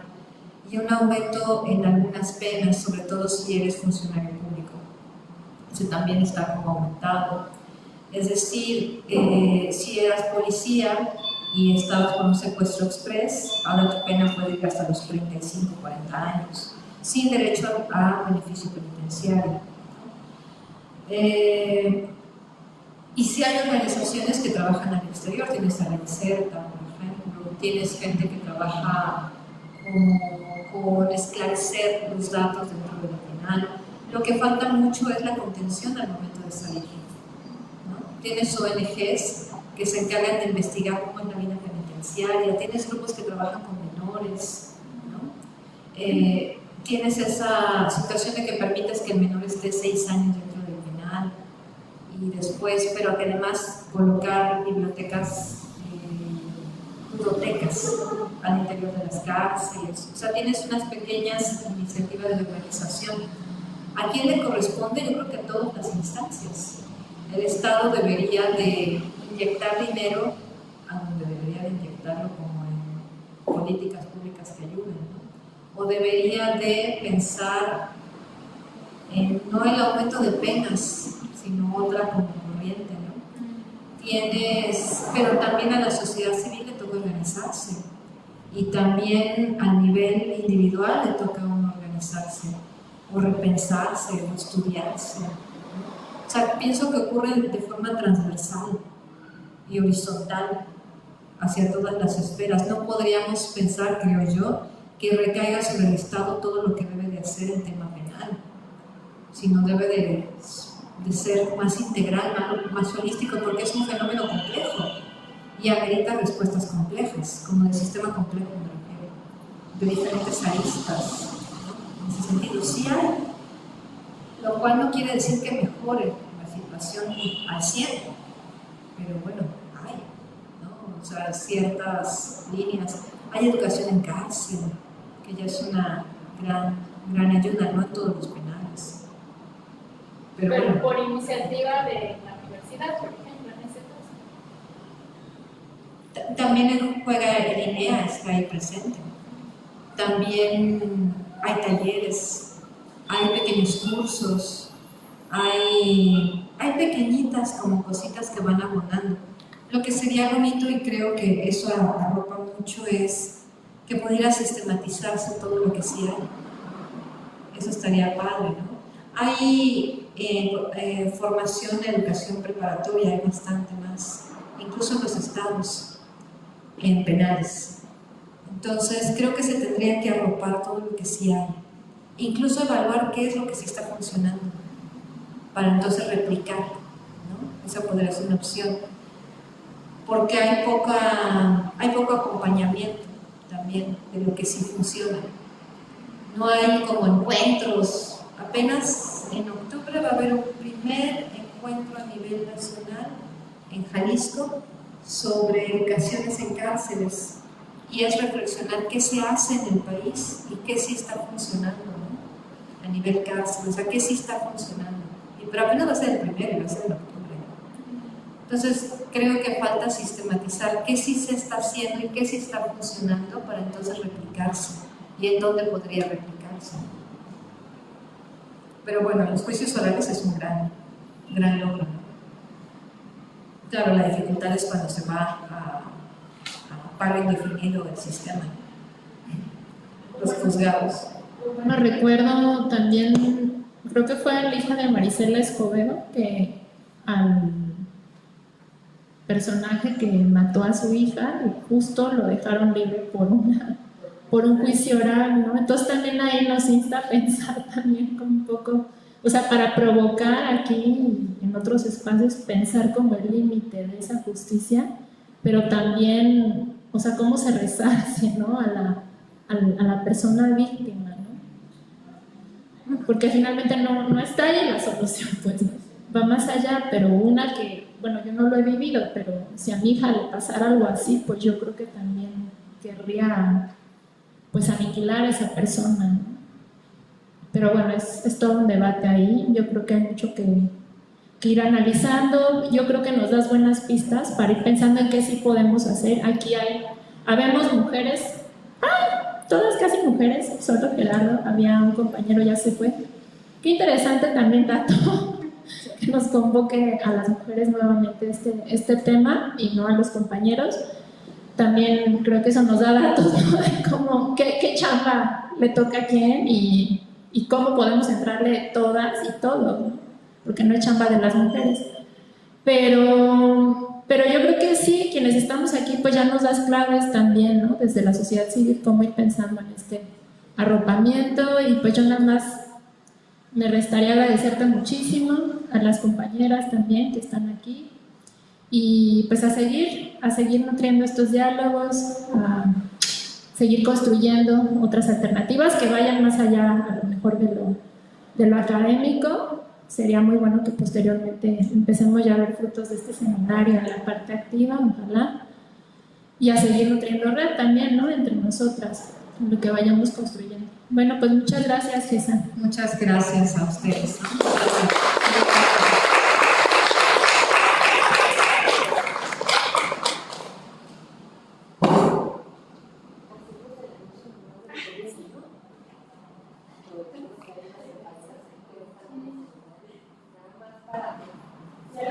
Nada más para comentarles, vamos a lanzar una convocatoria para participar en las 3 siguientes sesiones del seminario que van a ser virtuales. Entonces, si les interesan las temáticas, las ponentes, van a poderse inscribir. Bueno, las que están en el seminario ya de por sí pues van a estar, pero si quieren, quienes no están en el seminario inscritas y quieren participar, pues vamos a lanzar esta convocatoria a través de las redes del instituto. Entonces, si quieren participar, pues nada más es que se registren y pues pueden compartirlo con personas que crean que los temas les pueden interpelar, ¿no? Vamos a tener la siguiente sesión a Lucía Núñez del CIEG de la UNAM sobre feminismo antipunitivo, y después vamos a tener a Rosalbaide Hernández para hablar sobre las mujeres buscadoras, los grupos de madres buscadoras y pues la ética y política que ahí se despliega en este accionar, ¿no? Ya pues que se presenta en todas partes de este país. Y la tercera sesión es con Patricia González del ITESO, que ella trabaja en temas de justicia transicional. Entonces, bueno, estos son los seminarios que van a estar, 3 sesiones virtuales, entonces, bueno, para que los tengan en cuenta y pues nos puedan acompañar. Muchas gracias.